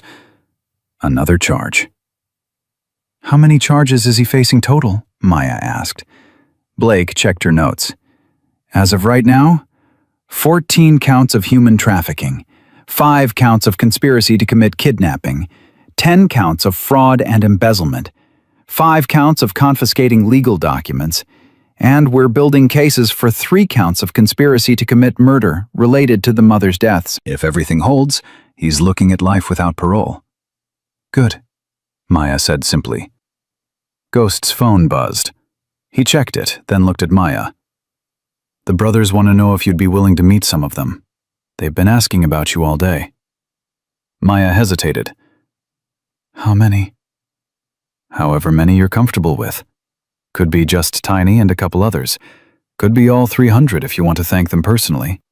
Your call. Maya thought about it. About 300 people who'd left their families 2 days before New Year's Eve to save a stranger.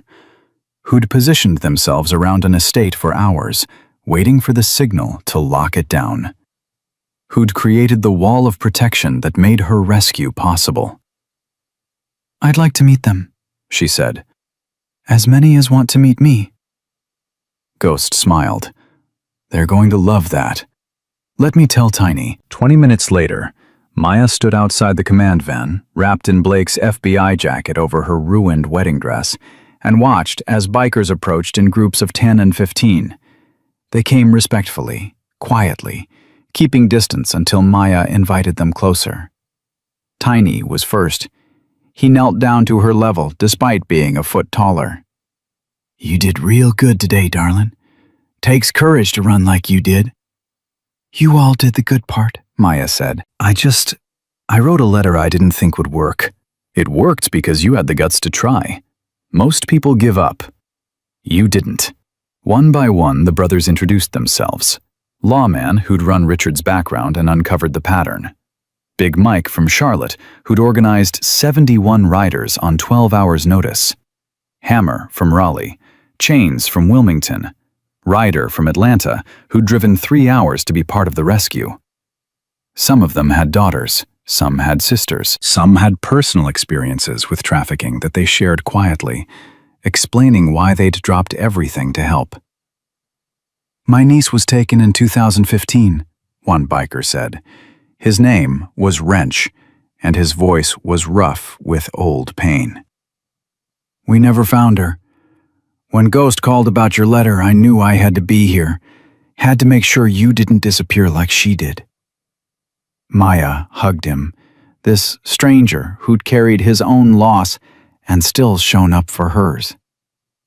Thank you. I'm sorry about your niece. Me too. But you're safe. That matters.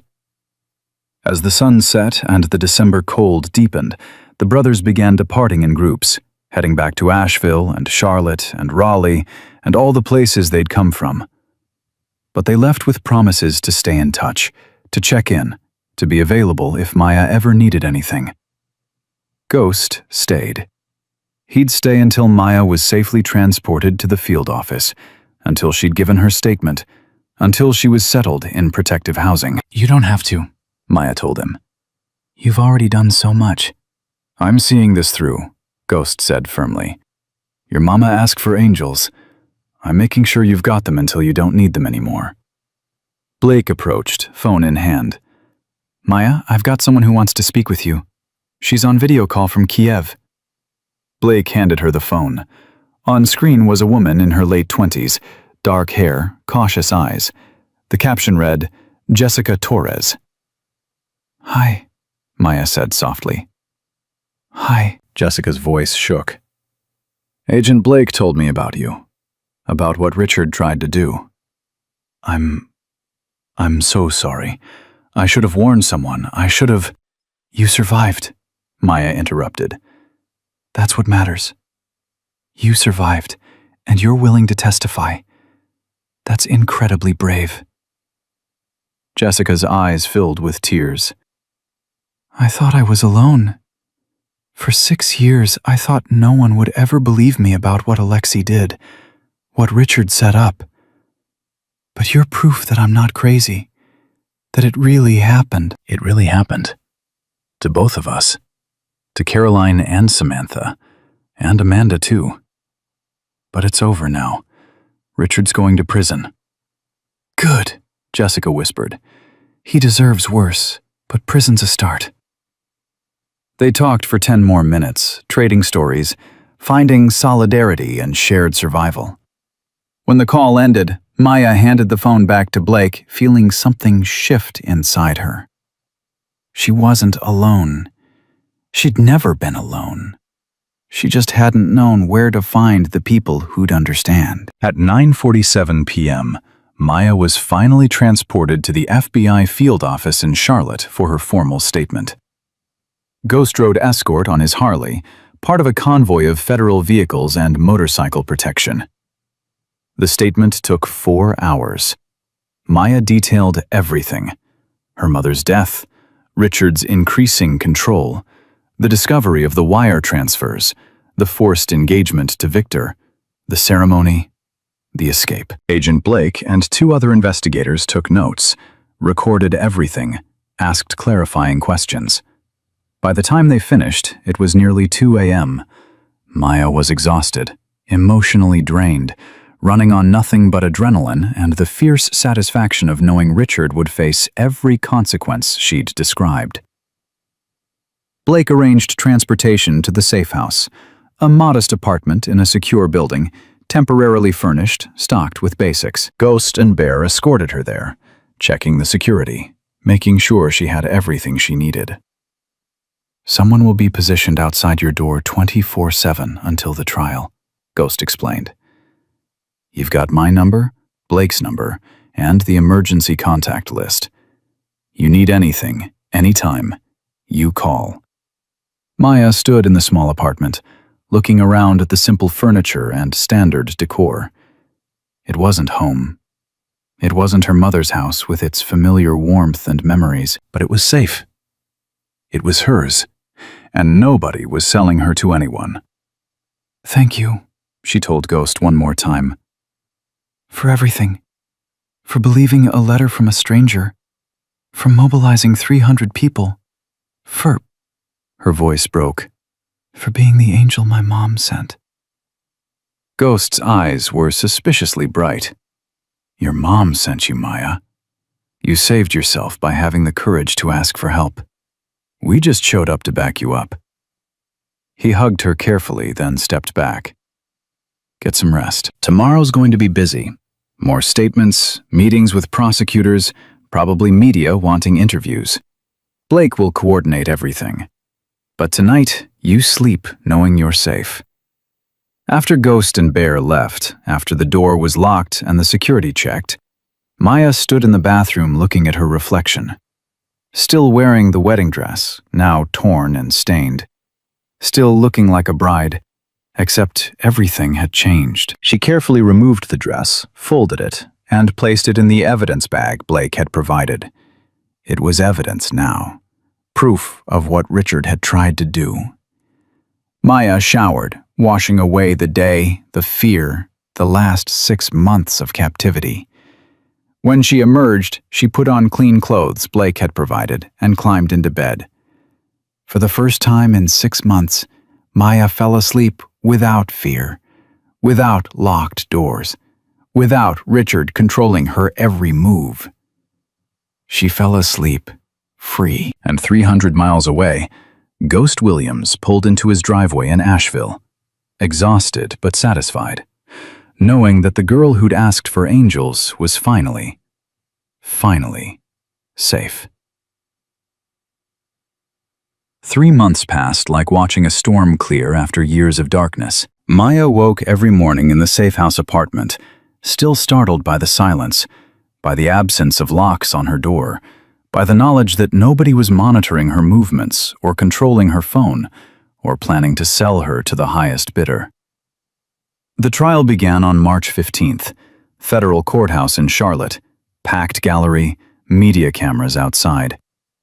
Maya sat in the witness section between Agent Blake and Ghost, who'd taken leave from his construction job to attend every day of proceedings. Richard Donovan entered the courtroom in an orange jumpsuit, handcuffed, flanked by federal marshals. His expensive suits were gone. His confident smile was gone. What remained was a man facing 14 counts of human trafficking, conspiracy to commit murder, fraud, and a list of charges so extensive the judge had needed 20 minutes just to read them aloud. Richard's eyes found Maya's across the courtroom. She stared back, refusing to look away, refusing to give him the satisfaction of her fear. 6 months ago, that stare would have made her freeze. Now, it just made her angry. Viktor Volkov sat at the defense table beside his own attorney, his diplomatic status having been revoked after evidence of his trafficking network surfaced. Interpol had supplied documentation linking him to 43 missing women across 6 countries. The Ukrainian government had quietly distanced itself, declining to intervene on his behalf. The prosecution opened with Maya's testimony. She walked to the witness stand wearing a simple gray dress, her hands steady as she placed them on the Bible and swore to tell the truth. The truth was all she had left to give. "Please state your name for the record," the prosecutor said. Her name was Amanda Chen, no relation to Samantha, but the coincidence had made Maya feel like the universe was aligning in her favor. Maya Catherine Carter. Miss Carter, can you identify the man who held you captive for 6 months and attempted to sell you to a human trafficker? Maya pointed directly at Richard. Richard Donovan, my stepfather. And can you identify the man who planned to purchase you? Maya's finger moved to Viktor. Viktor Volkov. For the next 4 hours, Maya detailed everything. Her mother's death, Richard's immediate seizure of control, the isolation, the confiscated phone and passport, the discovery of wire transfer records, the forced engagement, the ceremony, the escape. Richard's attorney tried to break her testimony during cross-examination. Miss Carter, isn't it true that you were hospitalized for mental health treatment in 2018? I was hospitalized for appendicitis in 2018. I've never received mental health treatment. But Mr. Donovan has testified that you exhibited signs of severe depression and paranoid delusions after your mother's death. Mr. Donovan lied. He's been lying about me for 6 months to build a defense against exactly this situation. You claim my client confiscated your phone. Yet records show you had active phone service throughout your time in his guardianship. I had a phone he gave me.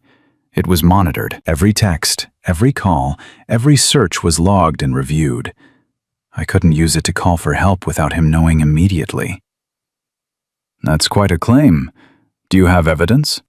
Agent Blake stood. The prosecution has phone monitoring software recovered from Mr. Donovan's computer, Your Honor. Complete logs showing every activity on Miss Carter's device from June 2019 through December 2019. The defense attorney's face went tight. Objection. That evidence wasn't disclosed during discovery. It was disclosed 2 weeks ago. Amanda Chen corrected. Defense received a full copy. The judge looked annoyed. Overruled. Continue. The defense attorney tried different angles, suggesting Maya had misunderstood the situation, suggesting the engagement was consensual, suggesting she'd been manipulated by outside forces into making false accusations. Maya answered every question calmly, factually, never wavering. Because every word was true, and truth didn't need embellishment. When she stepped down from the stand 4.5 hours later, Ghost was waiting in the hallway. He handed her a bottle of water and a granola bar. "You did perfect," he said. "Absolutely perfect. His attorney couldn't touch you." "It's not over yet. They're calling Richard's psychiatrist tomorrow." "Dr. Morton? The one who was paid 50 grand to diagnose you as delusional?" "That's the one." Ghost's expression went hard. "Blake's got that covered. Just wait." The next morning, Dr. Andrew Morton took the stand, confident and polished. He testified that he'd evaluated Maya in November 2019 and found her to be suffering from severe grief-induced psychosis, that she'd exhibited paranoid delusions about being trafficked, that her claims about Richard were fabrications created by an unstable mind. "And how many sessions did you have with Miss Carter?" Amanda Chen asked during cross-examination. "One comprehensive evaluation session." "How long was this session?" "Approximately 45 minutes. And in this 45-minute session, you determined she was suffering from psychosis severe enough to declare her legally incompetent?" "Yes, the symptoms were quite clear." "Dr. Morton, where did this evaluation take place?" "At Mr. Donovan's residence." "Was Mr. Donovan present during the evaluation?" Morton hesitated. "He was in the adjacent room, yes." "So you conducted a psychiatric evaluation of a young woman claiming abuse by her guardian, with that guardian in the next room, able to hear everything she said?" "I assured Miss Carter our conversation was confidential." "Did you explain that confidentiality doesn't apply when the person she's afraid of is listening through a wall?" Amanda's voice cut like a blade. "Did you ask her any questions about whether she felt safe? Whether she could speak freely? Whether Richard Donovan's presence affected her answers?" The evaluation was conducted according to standard procedures." "Standard procedures require a safe, private environment, Dr. Morton. You evaluated an alleged abuse victim in her abuser's home, with the abuser present. That's not standard. That's malpractice." The defense attorney objected. The judge overruled. Amanda continued. "Dr. Morton, how much was Richard Donovan paying you for this evaluation?" "I don't see how that's relevant." "Answer the question." Morton's jaw tightened. $50,000. The gallery erupted in whispers. The judge called for order. $50,000 for a 45-minute evaluation. That's quite a fee. What's your usual rate?" $200 per hour. "So, Mr. Donovan paid you approximately 250 times your normal rate to diagnose his stepdaughter as mentally incompetent, and you saw no ethical problem with that." "I conducted a thorough professional evaluation." "You conducted a paid hit job designed to discredit a trafficking victim." No further questions. Dr. Morton was dismissed, his credibility destroyed. Maya watched him leave the courtroom looking shaken and felt satisfaction settle cold in her chest. The trial continued for 6 more days. Jessica Torres testified via video link from a secure location, detailing her own experience with Richard's trafficking operation and Alexei Kovalenko's abuse. Samantha Chen flew in from Moscow under FBI protection and gave devastating testimony about Dmitry Sokolov and the network of buyers Richard had connected her to. Elena Marquez testified about all 4 previous victims: Amanda, Caroline, Jessica, and Samantha. She provided documents, emails, financial records. She cried on the stand while describing how she'd enabled the trafficking for years because she was afraid of deportation. I am ashamed, Elena said, her voice breaking.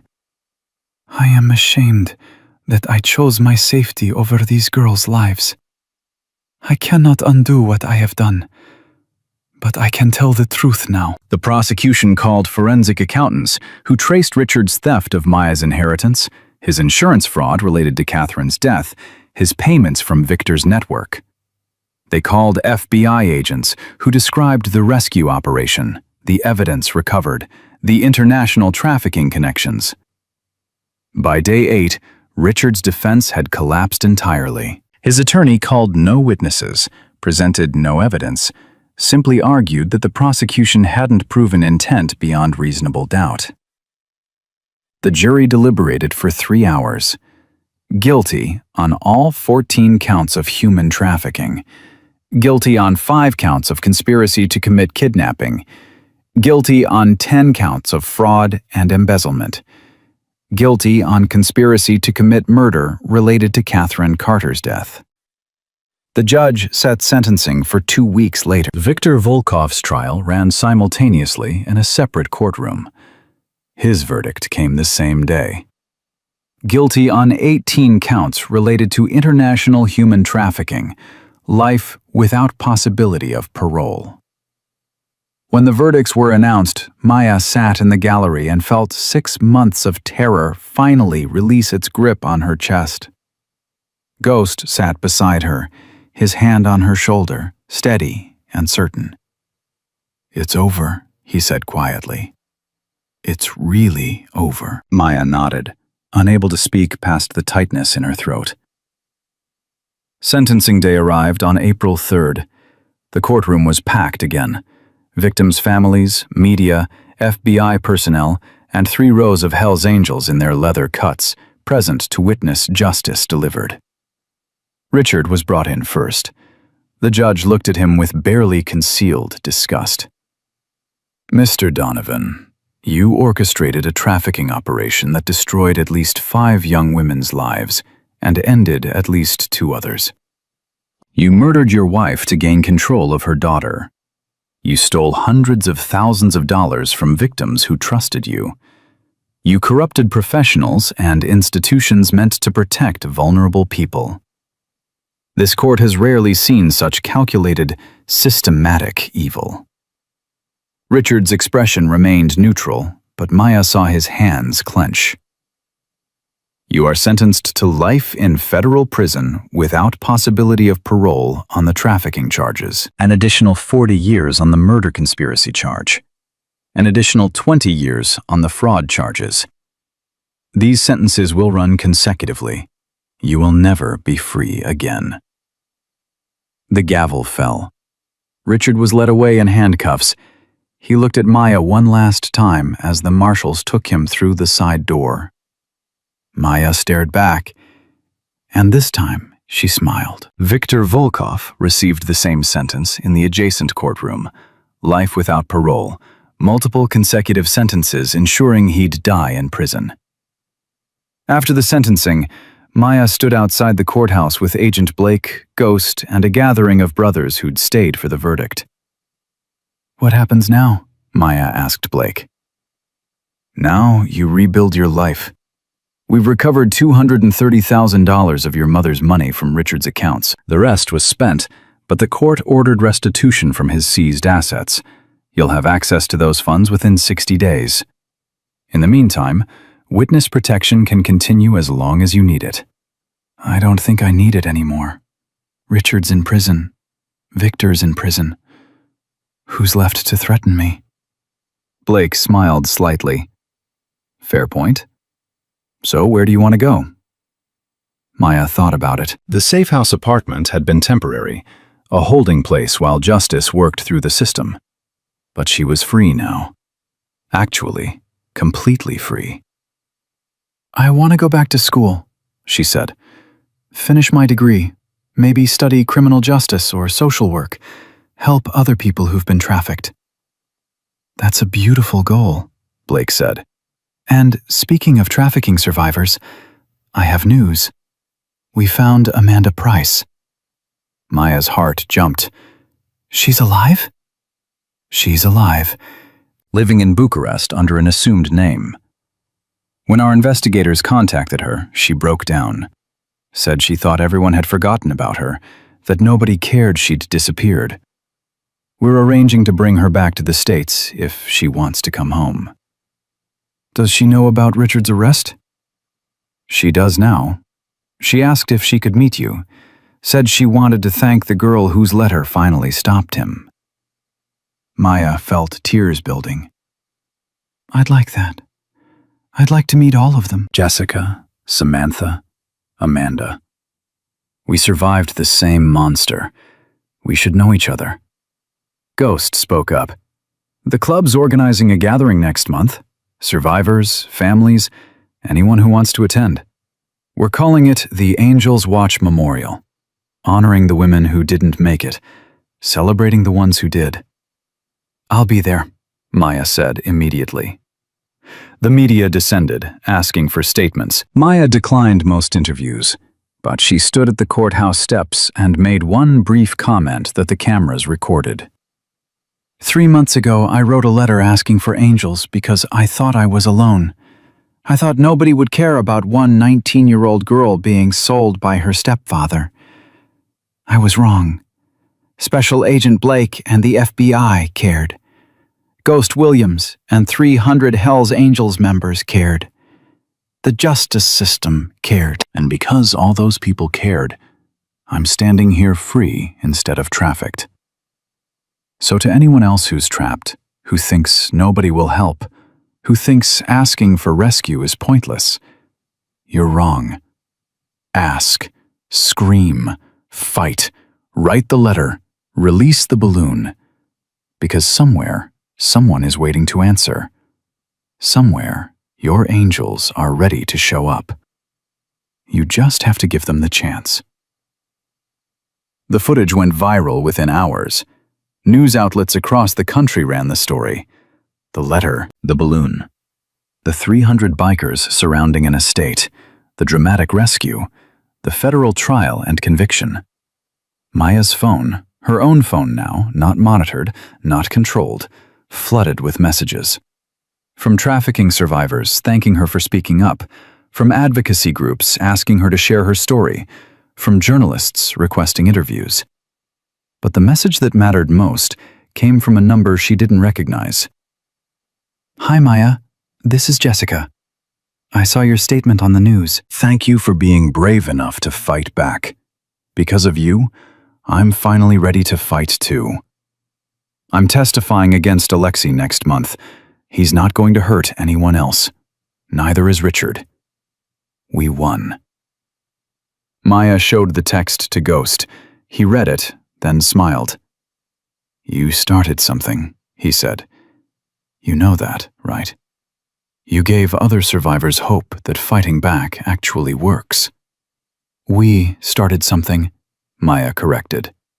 I wrote a letter. You found it. Blake investigated. 300 brothers showed up. Jessica and Samantha testified. Elena provided evidence. We all did this together. True, but you took the first step. That's what made everything else possible.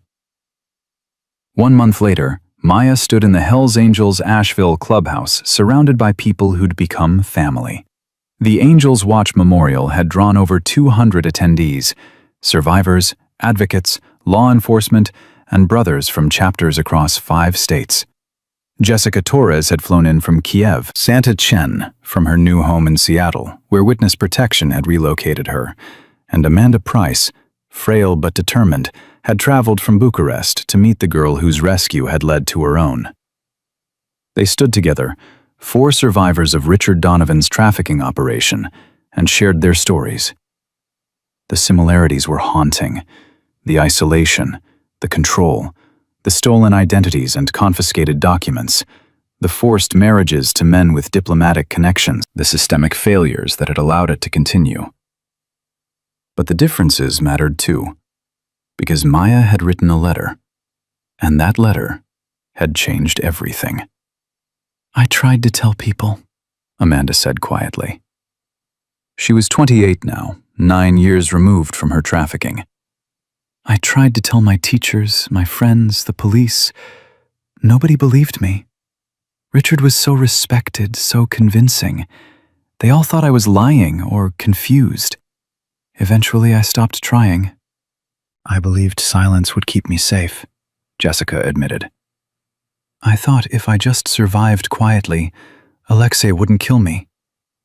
It took seeing Maya fight back to realize silence was killing me anyway. Samantha nodded. I wrote letters to the embassy begging for help. They were sympathetic, but said without evidence they couldn't intervene. I didn't know how to get evidence when Dmitri controlled everything. But Maya, you got evidence by asking a stranger for help. That's brilliant. Maya shook her head. I got lucky. The right person found the letter at the right time. Ghost could have ignored it. He could have thought it was fake, but he didn't. Ghost, standing nearby, spoke up. Luck had nothing to do with it. You wrote a letter that was impossible to ignore. You laid out facts, context, timeline, location. You gave me everything I needed to verify your story and mobilize a response. That wasn't luck. That was smart. Tiny approached, holding a small wooden box. We made something for you girls. All 4 of you. He opened the box. Inside were 4 identical necklaces, silver chains with pendants shaped like wings. Angel's watch, Tiny explained. You're under our protection now. All of you. Forever. Anyone threatens you, anyone tries to hurt you, you call us. We come running. That's the promise. Amanda's hands shook as she accepted hers. You don't even know me. Why would you protect me? Because protecting people who need it is what we do, Tiny said simply. And you needed it 9 years ago when nobody answered. We're answering now. Better late than never. The 4 women put on their necklaces, the silver wings catching light. Maya touched hers, feeling the weight of the promise it represented. Later, after the formal presentations and speeches, Maya found herself on the clubhouse porch with Ghost, watching the sun set over the Asheville Mountains. Can I ask you something? Maya said. Anything. Your sister, the one who was trafficked 20 years ago. Did you ever find her? Ghost was quiet for a long time. No. We searched for years. Filed reports, hired investigators, worked with FBI. Nothing. She just vanished into the network. I'm sorry. Me too. But Maya, he looked at her. Saving you, Jessica, Samantha, Amanda, it doesn't replace my sister. Doesn't fix what happened to her. But it means something. Means the 300 brothers who showed up that day prevented 4 families from living the same nightmare mine did. That matters. It matters to me too, Maya said. You gave me my life back. You took your life back. We just provided backup. Maya smiled. Semantics. They sat in comfortable silence for a while, watching the sky turn orange and pink. What are you going to do now? Ghost asked. Now that the trial's over and you can go anywhere. I'm enrolling at UNC Chapel Hill for fall semester. Criminal justice major. I want to work with trafficking survivors eventually. Maybe become an advocate or join the FBI task force. Blake will be thrilled. She's been trying to recruit you for months. I know, but I need to finish school first. Get my degree. Prove to myself that I can build a normal life after everything Richard took. You'll do great. And Maya. Ghost pulled something from his pocket. A folded piece of paper, worn from handling. I kept this. Your original letter. The one I found on the balloon. I thought you might want it back. Maya took it carefully, unfolding the pages. Her own handwriting stared back at her, desperate and shaky. To whoever finds this, My name is Maya Catherine Carter. I'm 19 years old. She read it all the way through, remembering the terror she'd felt writing it, the hopelessness, the certainty that nobody would find it or care. Thank you for keeping it, she said. It's evidence of where I was. Proof of how far I've come. It's also proof that asking for help works, that one person's courage can mobilize an army. Don't ever forget that. Maya folded the letter carefully, tucking it into her pocket. I won't. And Ghost, when I'm working with other survivors, when I'm trying to convince them that fighting back is possible, I'm going to tell them about you. About 300 bikers who showed up for a stranger because it was the right thing to do. Ghost smiled. Tell them the truth. Tell them angels exist. They just look different than expected. 6 months after the trial, Maya walked across the stage at her college graduation, accepting her degree in criminal justice with honors. Agent Blake attended, along with Ghost, Tiny, Bear, and 50 other Hells Angels members who'd made the trip to Chapel Hill. Richard Donovan was serving his life sentence in a maximum security federal prison in Colorado. Victor Volkov was in a separate facility in Pennsylvania. Both would die behind bars. Jessica Torres had successfully testified against Alexei Kovalenko, who received 40 years for trafficking and assault. She was rebuilding her life in a new city with a new name, working as a translator and volunteering with refugee organizations. Samantha Chen had written a book about her experience, titled The Girl in the Window. It became required reading in several college courses on human trafficking. Amanda Price had returned to school to finish the nursing degree her trafficking had interrupted. She'd reconnected with her estranged family and was slowly, painfully, rebuilding trust and relationships. And Maya was standing in FBI headquarters in Charlotte, being sworn in as a civilian consultant to the Human Trafficking Task Force. Agent Blake had created a position specifically for her, working with survivors, conducting outreach, developing intervention protocols. "You ready for this?" Blake asked as they walked toward the conference room where Maya would meet her new team. "I've been ready since I wrote that letter," Maya said. "This is what I survived for. To make sure other girls don't have to."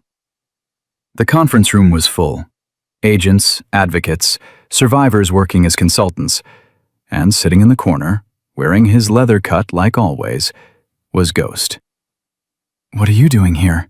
Maya asked, surprised. "Blake hired me too.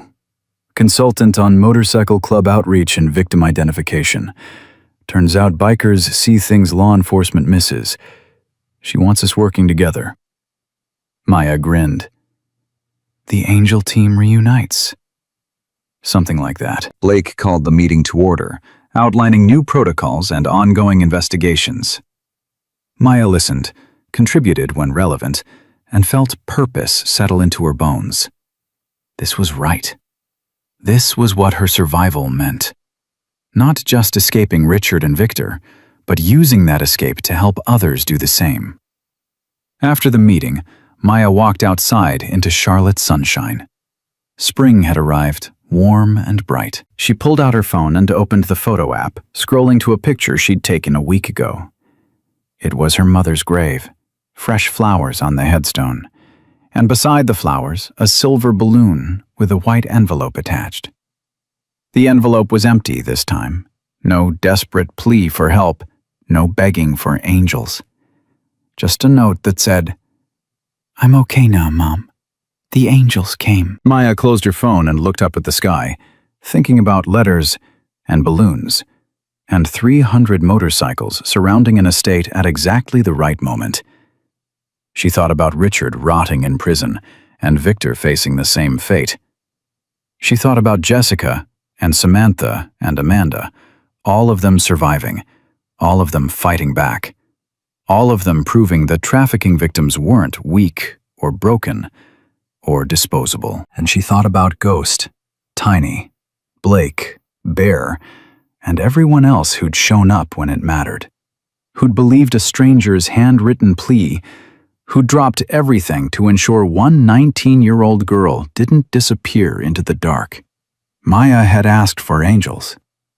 300 had answered. And now she was ready to become one herself, ready to answer the next desperate letter, the next balloon released in hope, the next girl who needed someone to believe her and fight for her and prove that rescue wasn't just possible, it was promised.